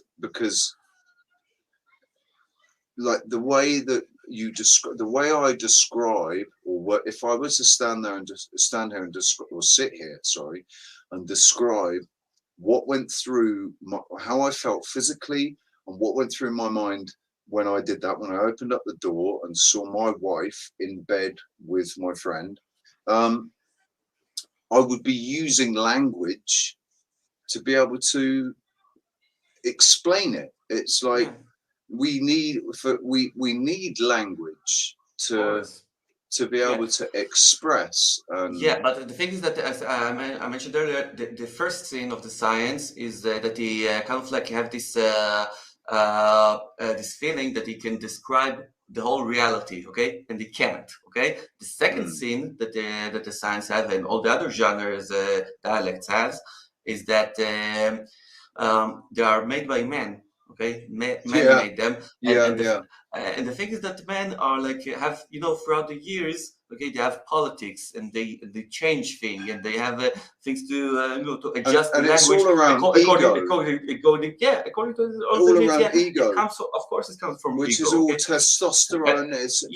Everybody it's very controlled by hormones. Of course, scientists are saying to themselves, "Oh yeah, I have my ego. I will name something." Okay, in the scientific world, whatever. So this is what he does. He's just naming something. He's adding something to the language, which is nice. Okay, but it can be really falsely, falsely made, or being affected from all kinds of like agendas or politics or whatever. So it doesn't really, we shouldn't give the science this kind of like respect that he actually demands. Okay, he demands, and on top of that, okay, is like by doing those two things, by doing this, but having this pride, is actually defying God. Okay. Is defying God, is telling no for the peasants, is telling them, no, I will explain to you how the world works. Listen to me how the world works. Don't listen to the creator, don't listen to your senses, don't listen to whatever. I will explain to you perfectly with numbers and charts and whatever. It's like what they're doing is they're saying, well, obviously there's nothing written. God, there's nothing here. Like God isn't here to tell anybody anything. Science was denying God for a long time, but I think now they've actually started to admit within the science community that there is definitely intelligent design behind everything that's happened. So I'm wondering when that's going to.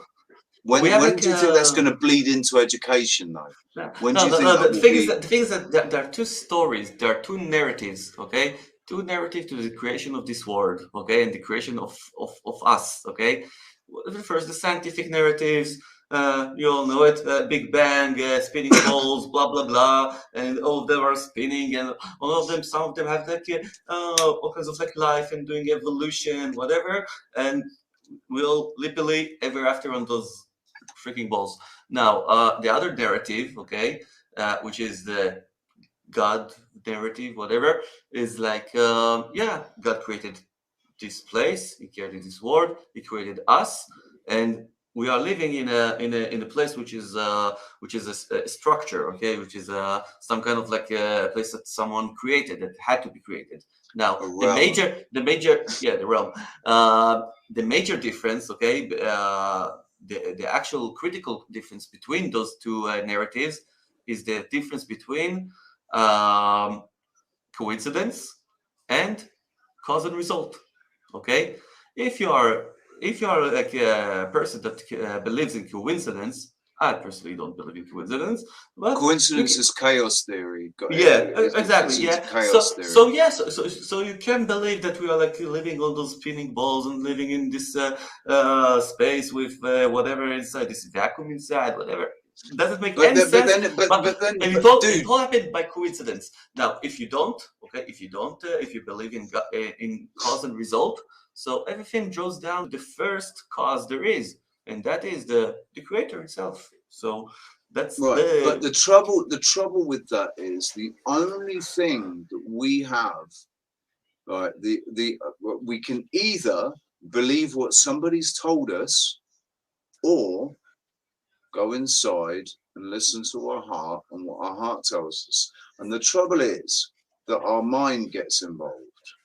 So our mind gets involved and says, will you feel this? And we can't seem to just accept that maybe we're not meant to know in this life. We're not actually meant to know. We're never meant to know in this life. We've got another job in this life. We've been actually made to focus on something that we weren't ever supposed to focus on.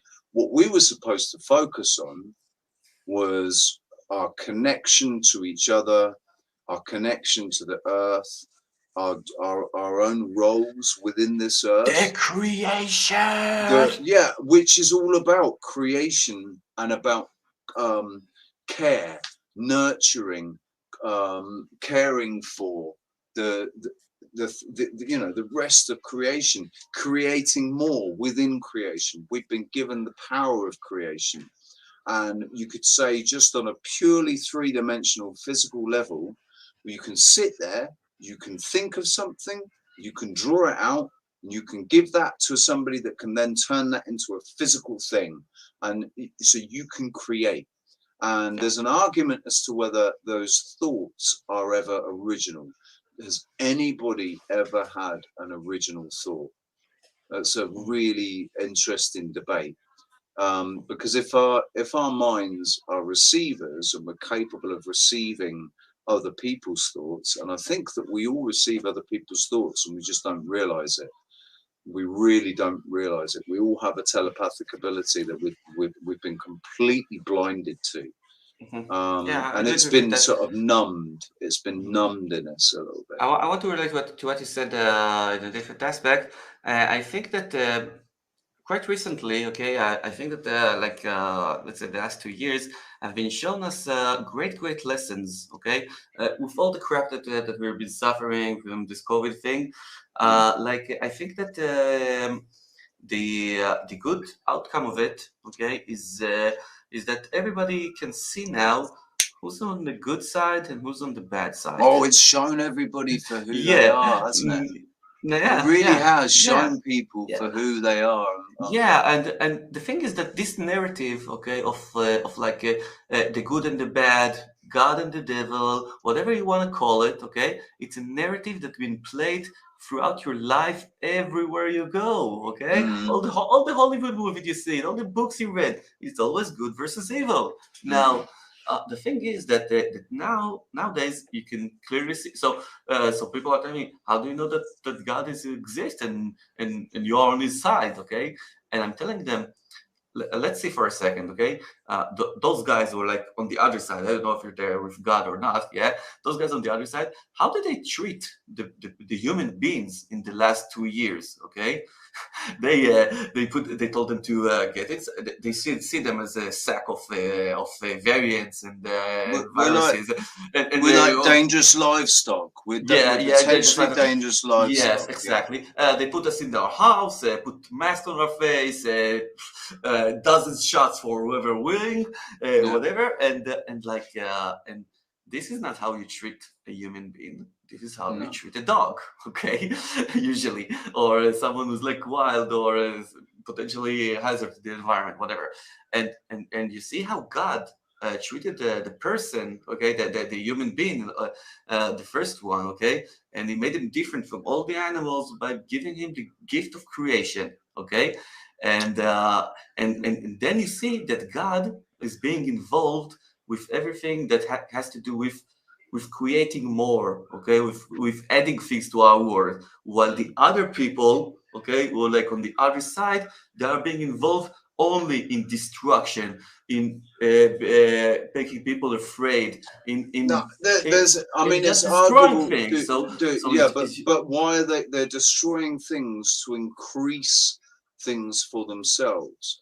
yeah, They're destroying things for us to increase things for themselves. So in one yeah, sense, they're destroying, and in another, they're creating. Now, nothing new created under the sun. There will be that in the scripture it says that nothing new happens under this sun, which means it's all happened before.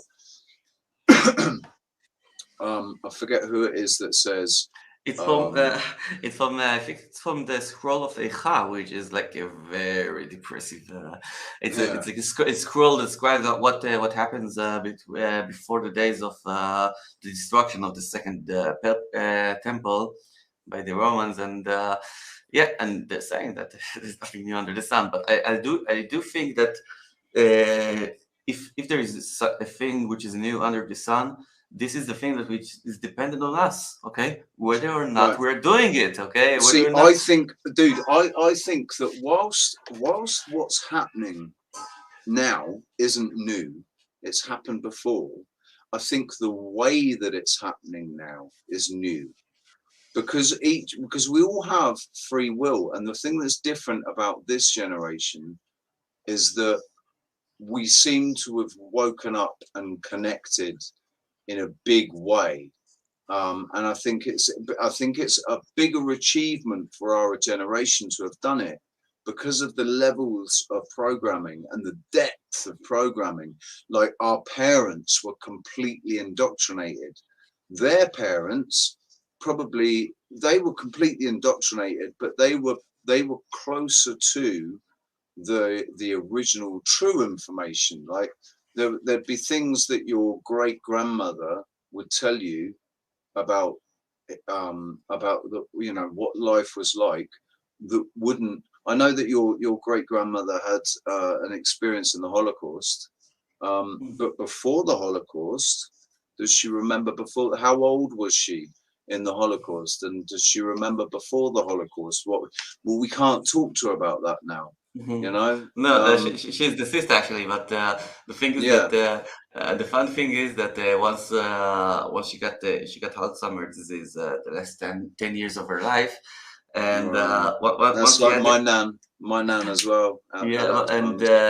and once she started this Alzheimer's disease, she actually erased everything that she had since she started the Holocaust. And then she was like 16, so she came back to speak Polish, like in She came back as a 16-year-old. She yeah, came back as like, 16 years old, and she spoke wow, Polish, and she was wondering what she's doing with my grandfather in the same house and with this old man, you wow, know. that's Crazy. great. That's Yeah, that's just crazy. crazy. Yeah. So I mean, let's go back to illusion again, right? Sure. Now, the whole point of illusion comes through perception. It's your perception that is it's your perception that is tricked. Your perception is given a false narrative or a false vision, whatever. It's your perception that is worked on when you're subjected to an illusion. So everything that we're seeing on mainstream media is an illusion. Absolutely everything that we're seeing on mainstream media is an illusion, and people can testify to that. So many millions of people are testifying to that by going out on the streets and protesting, and mainstream media isn't reporting on it. And if they say anything about it, they basically play it right down. If it's got certain other groups involved, then they're all over it. But when those groups are involved, I want to put something out about the media and about the aspect of the aesthetic part of it. Okay, and I'm meaning that and about the era that we are living in. Because I learned in my college years, I learned a lot about the concept of postmodernism. Okay, postmodernism, right? Yeah, postmodernism, and this is like a cultural perception, okay, of how to make not only art, but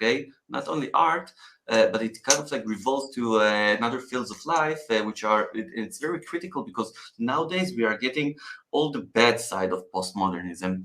Now, this perception started somewhere in the early 50s of the previous century with Andy Warhol, as you know him, and all kinds of like he was the most known one that they brought in all the tin cans, the different tin cans, and the Marilyn Monroe pictures, which were like a little bit slightly different from one another. But the most important thing that he did with those things, that he replicate them, that he actually did prints. Okay, and this was the first time that they actually used like prints for for doing art. Now, the problem with postmodernism, that it comes out from a very depressing point of thinking, that we can't create, that everything that is been created till this point is okay, and now we can't create any more things. Okay, right.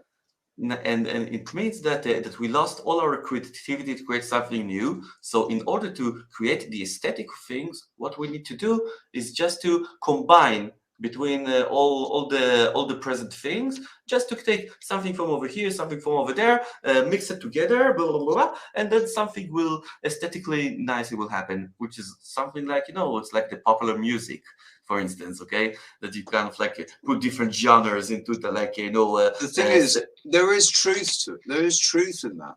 There are some beautiful, like one of the things I love is mashups.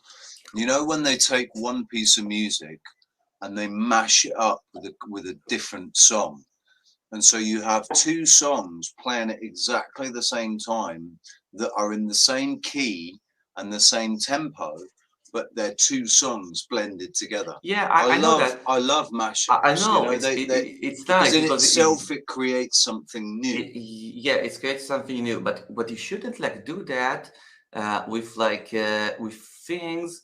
Mashups, it does create like something new, but it doesn't really it doesn't has an agenda behind it of like mixing cultures. Okay, it doesn't have an agenda behind it of like taking East and West and combine it together to something which is not really belongs to here nor there. Okay, but they have done that. They have done that with Middle Eastern music and that's Western okay.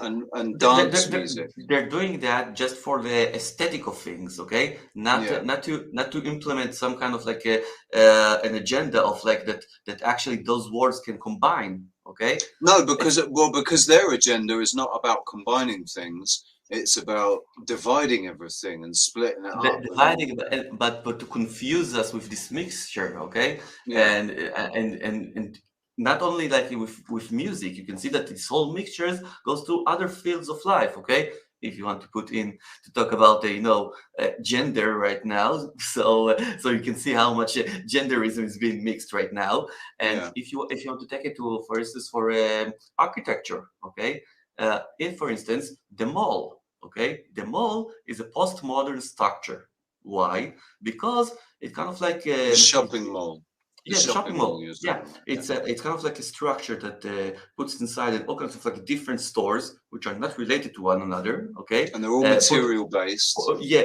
put there artificially. Okay, in this place, not really related to each other. And so likely in the structure which is supposed to be like convenient. Okay, convenient and aesthetic because it's like all together, mixed together, but it has no truth inside it. Okay, it's all like plastic. Now, for instance, another thing which you mentioned earlier, the news. Okay, the news itself. They pack up with 1 hour of news, whatever, the whole headlines of today of like various things that happened today, which are related to each other, not related to each other, but they created to you some kind of like reality, which is compiled out of like a mixture of things. That's and this whole perception of postmodernism to get when you get to truth as postmodernism, which is something mixed, which is not truthful, then you have problem. Okay, and we are living in an era that everything is postmodern. Okay, even our food, our everything, it's in every field of life. And I think that if you talked about creation earlier and what is like true creation is something which is like relevant for this moment and not and to one thing, not to other things. Listen, Rich, I need to have a recess for a second, for a few minutes. Mate. All Okay? right, no worries. Cool. Yeah, okay. I'll tell you what I'll do. Put song or something like that for viewers. I'll put one of your videos on, mate. Sure. So yeah, we'll just kind of. I'm gonna have to go over to my laptop over here, Sure. and I will just share the screen here once more. Thank you very much, everybody that's here. Thank you, DN. No worries, being late. So I'll try and find one of his videos that's short and in English. a lot of his work is obviously in Hebrew. My laptop's going extremely slowly, so now I can't see anything because it's all frozen.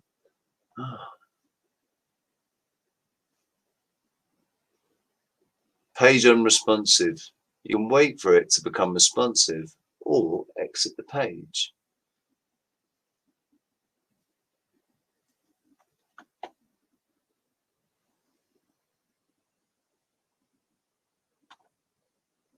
Yeah, I'll tell you what I might have to do is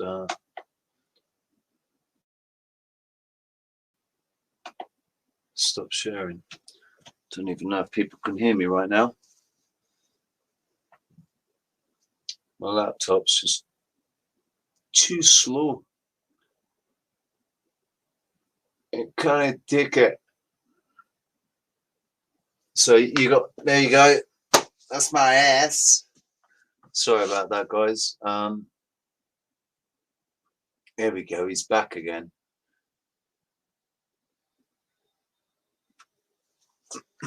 I'll give up. I won't bother. I won't bother. I'll just sit here and I'll shout out the chat room again, man. But instead of going top to bottom, we'll go bottom to top. Lizzo French, how you doing? D'Angelo, DN, Leafy, Mika, Reverend Hull, Arthur FE.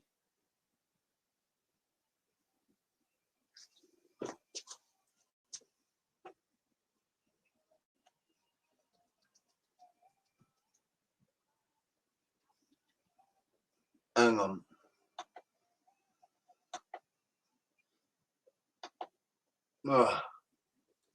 something just started playing in my ears, and it was the. I am back. Here I am. Remember me. Urban Farming Robin, how you doing?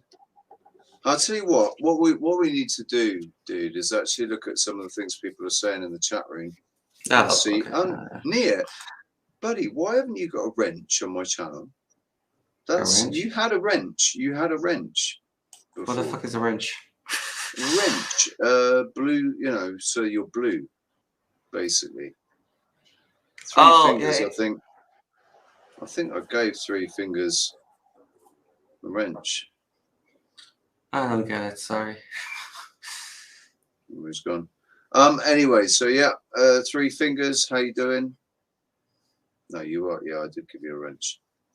Dragonfly. I'm not sure. I've not seen you before, so I'll hang about before unless Mr. Shishani can vouch for you. Do you know who Dragonfly is? Dragonfly? No. Yeah. No. Yeah, I have just cool followers over here. I'm quite in an envy. So I just saw a question. Sure. From Urban Farming Robin. Do you folks think Grand Solar Minimum is legit? All I'll say about that, right, is what they're doing is they're giving you this data, and the data plots a graph, and the graph says that the sun just goes like this, and there was a solar minimum, and then it went to a solar maximum, and now we are at what looks like to be the start of another solar minimum. But it's all based on data given to us by scientists that all talk out of their fucking asses. They're all stuck in this paradigm. They've all spent their entire lives going to universities to study and doing theses and all this bullshit to conform to the system that has been put in place to indoctrinate us into a false paradigm. So I don't know if it's legit because I don't trust the figures that have been given to plot the graph that says that we're going into a solar minimum. I don't trust any of it at all. I don't trust any of those men or women. They're so stuck up their own. They're stuck so far up their own asses. They could tickle their own tonsils with their tongues. Good, great graphically described. What do you think, Nia? About the tonsil? About solar minimum. No, the solar minimum thing is legit. What I think? What is solar minimum? Sorry, I'm not familiar with this term. The solar minimum is this idea that the sun,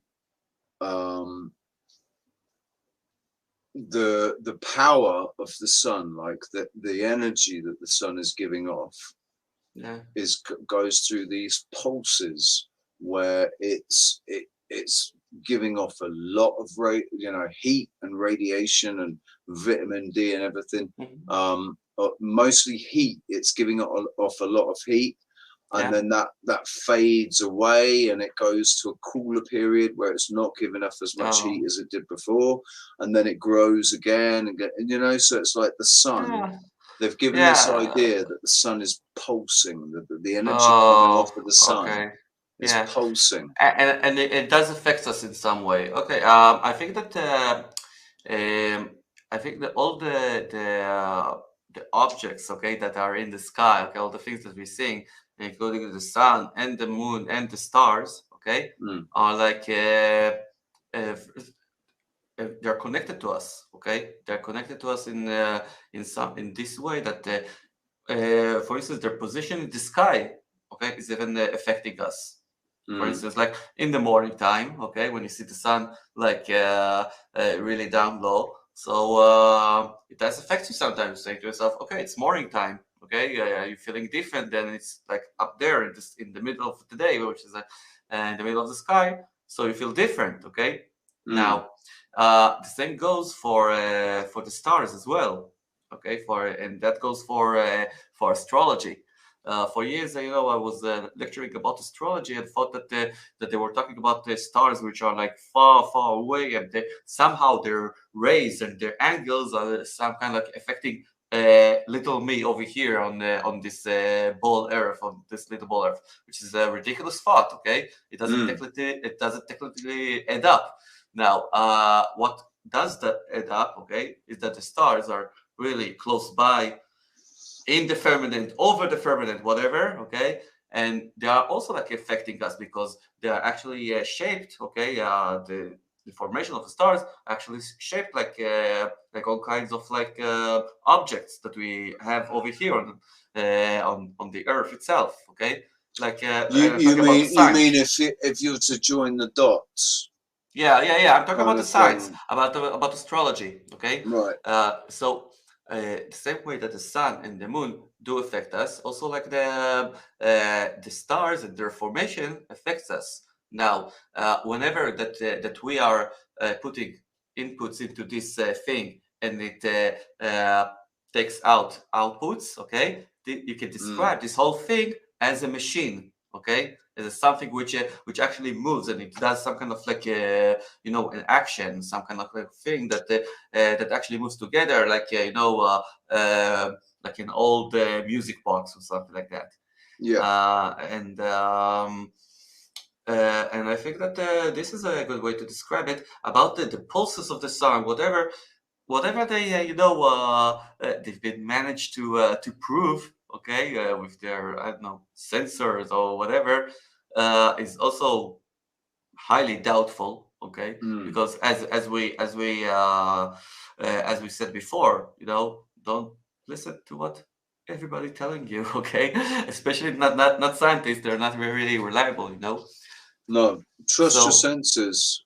Trust your senses, man. if you actually, yeah, exactly, if you actually seeing the sun getting pulses and getting and you feeling lot very less energetic from it, so it might be okay, whatever term that you mentioned earlier. But if the scientists are telling you that, suspect. Yeah, basically, if the scientists are telling you there's going to be a solar minimum, then probably there's no such thing as a solar minimum. Most odds, yeah.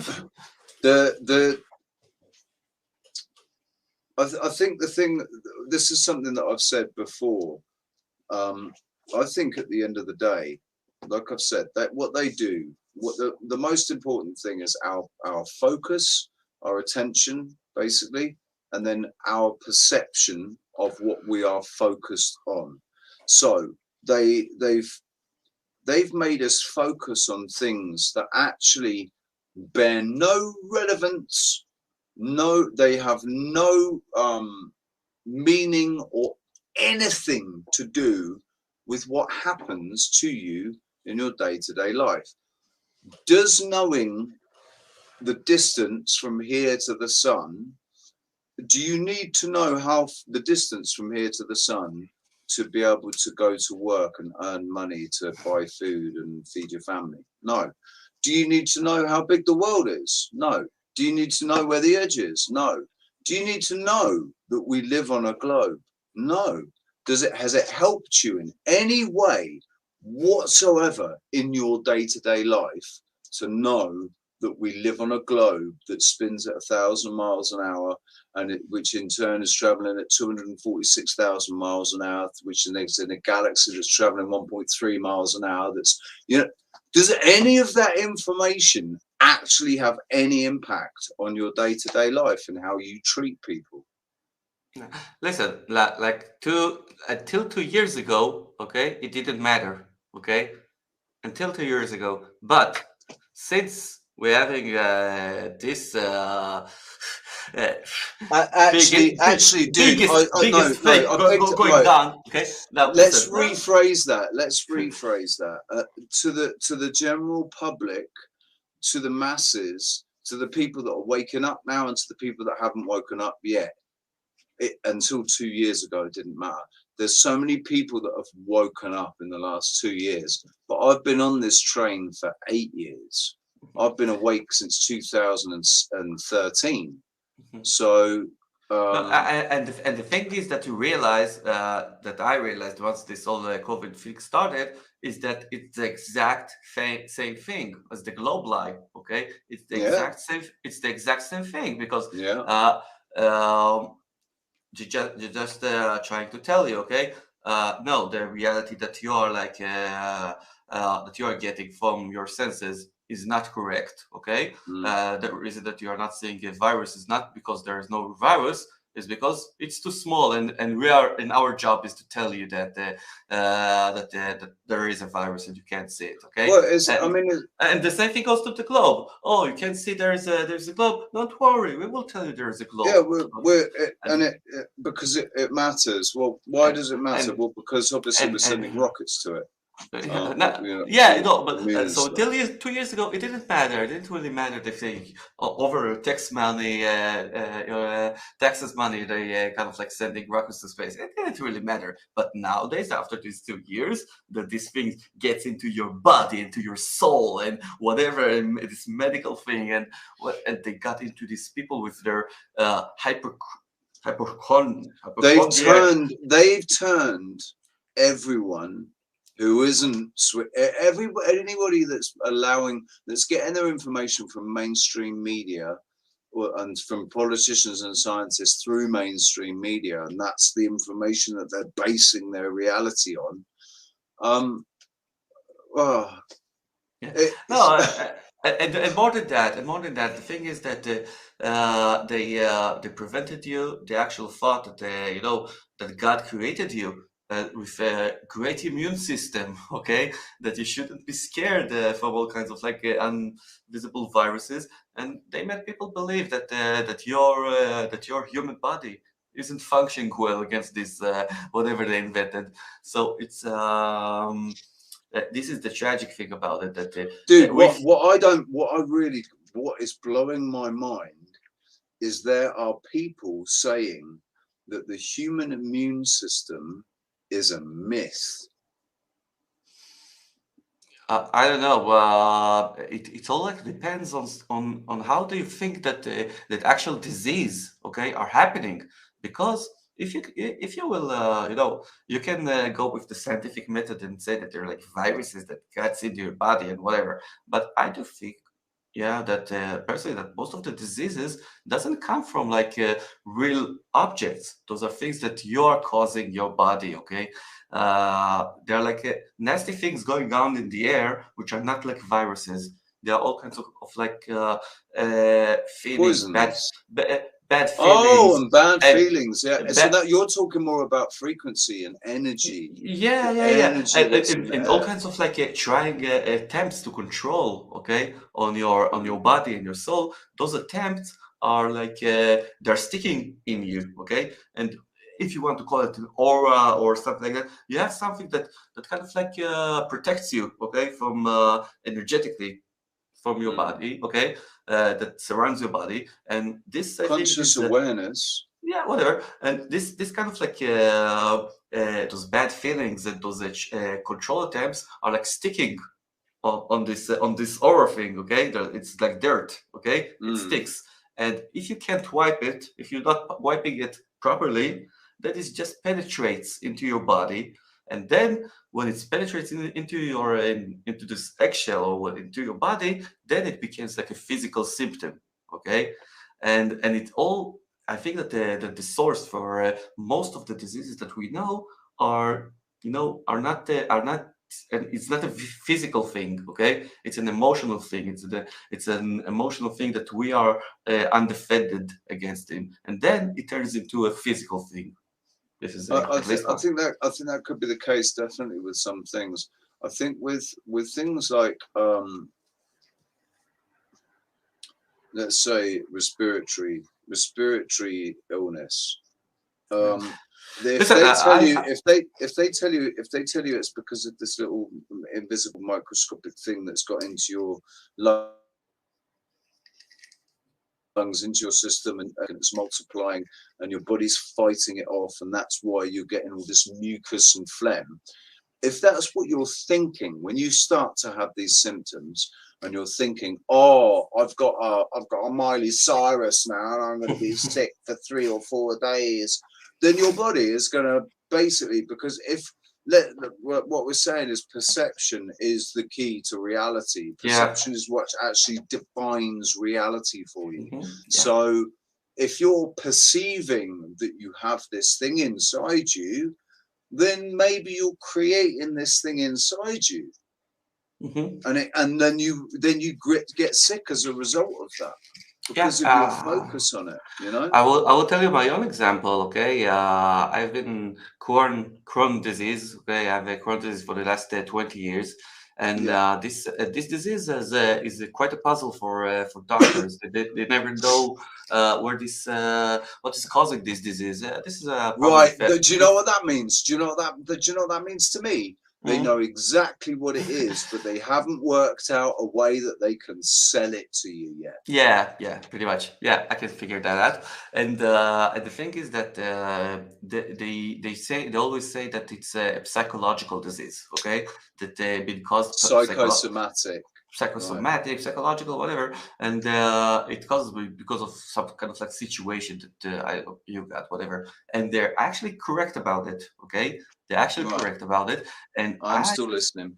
And I'm just like, for like 20 years, I had like 4 surgeries or so, and I tried to figure out what is it keep happening to me, and only in my awakening, which happened like after the 4th surgery, okay, I only then realized that all of the times that I've been me personally, okay, that I got this symptom of this disease were times that I was being controlled, okay, or the symptoms are coming to I came after I've been controlled in some aspect of my life.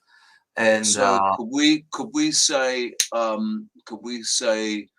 that basically we don't have to go any further than this, but have you been feeling that recently? Is that why? No, actually, no. Since I came to the realization of what's causing that, okay. So I taught myself how to identify, okay, all kinds of attempts to control over my life. Again, it could be in the family side, it could be in the business side, and most importantly, in the in what's going on in the world right now. I'm trying to. I know that if I will get this control over me, then I will be back sick again. Okay, so sorry. Yeah. Talking about So, I mean, for me, from my own personal experience, it's making the correlation between high MF readings and certain symptoms. Before that, actually, before I made that correlation last year, but I've not been sick for 4 years. So it's 4 years ago. I made this. I had this change in perception. That instead of it being a sickness, instead of me being ill because I'd caught something, it was something that was just happening. My body was doing it naturally to clean out, to purge from all the poisons, from the EMF, from the poison in the food, and all the different poisons that we're subjected to. And that's all it was. And as soon as once that realization, and that perception had kind of solidified, I haven't been sick since. I've felt symptoms that have never lasted more than a few hours, and I can say that I've not been sick. I've not had a head cold, and I've not had the flu. And I used to get sick twice a year. Man. But it's all in your head. It is in your head. Zombie. I mean, I did gigs. I did gigs that were, and like last year, I think there's probably footage of me being where I've got a snotty nose, but it's gone the next day, kind of thing. And so they work. They know just how much control our perception has on everything. That's why they work so bloody hard to control the narrative in order to make the illusion a The illusion is the reality weapon. for people. The illusion is the weapon. Okay, Yeah, it's the weapon that well, they use. It's they've weaponized our perception against us, haven't they? Like Yeah. everything, they've weaponized everything about our existence. They've weaponized it. They've weaponized us against each other. They've weaponized words. They've weaponized labels, names, places. You know, Yeah. like all with narratives. It's all with narratives and creating triggers. Oh, by the way, Creating. yeah, if you're talking about the narratives, I told you earlier about the difference between coincidence and the cause and result. Okay, just look how it's been implemented in this thing with the COVID and with any other thing. Okay, it's always a coincidence. Remember the first stories about the Chinese fish market? Okay, Oh, God. It's accidentally it's went out of China Yeah. and went over the world and. Quite coincidentally, every leaders of the world kind of like acted the same against their people. Oh, It's like, yeah. it's like so like all those things happened like coincidentally, okay? And Yeah. and coincidentally we get variants. Oh, and coincidentally, the jab doesn't work. So so bad. Oh, coincidence. But You know. but absolutely everybody. There's not a single person on the path of truth. Not a single truth seeker that it will say that coincidence exists. Yeah, exactly. Everybody that's done any sort of research and looked inside and had any sort of experience of life and thought about it critically, coincidence doesn't exist. Yeah. Anyways, dude, I think that I'm almost done for today, and I think that it was a great show. Magic Treehouse rules, and also you are a great anchor, man. I like you, Richie. Thank you very much, dude. I've been told, as I said, I've been told in comments that I talk too much. And one of the things I love about you is you know that I talk too much, and so you will you'll get in there and you won't let when you want to say something, you say it, and I like that, man. It's That's what's needed. I will do it again right now. It's because we both are like Libra signs. It's kind of like a very Libras think they know is the best and whatever. So yeah, but it's not like an arrogant thing, though. It's not an arrogant, egotistical thing. It's for the common good. It's for the common balance. It's for harmony. Well, yeah. Well, it's just But anyway, thank you very much, Nir. Thank you very much to my chat room. Thank you very much, all the chat room. You're lovely. I will just now, like after the show, I wanted to concentrate on the show, and I will just now see all the responses and all the questions and all answer whatever. And I would love to. Great chat room. Love you all. Peace and love. Shalom. Thank you very much. Israel. I'm gonna end the stream, but I'll just speak to you before we go, so don't go anywhere. All right, now I'm just going to end the stream. Thank you very much, guys. Peace and love. Shalom. Namaste. And I'll see you all soon. Bye bye. Wee.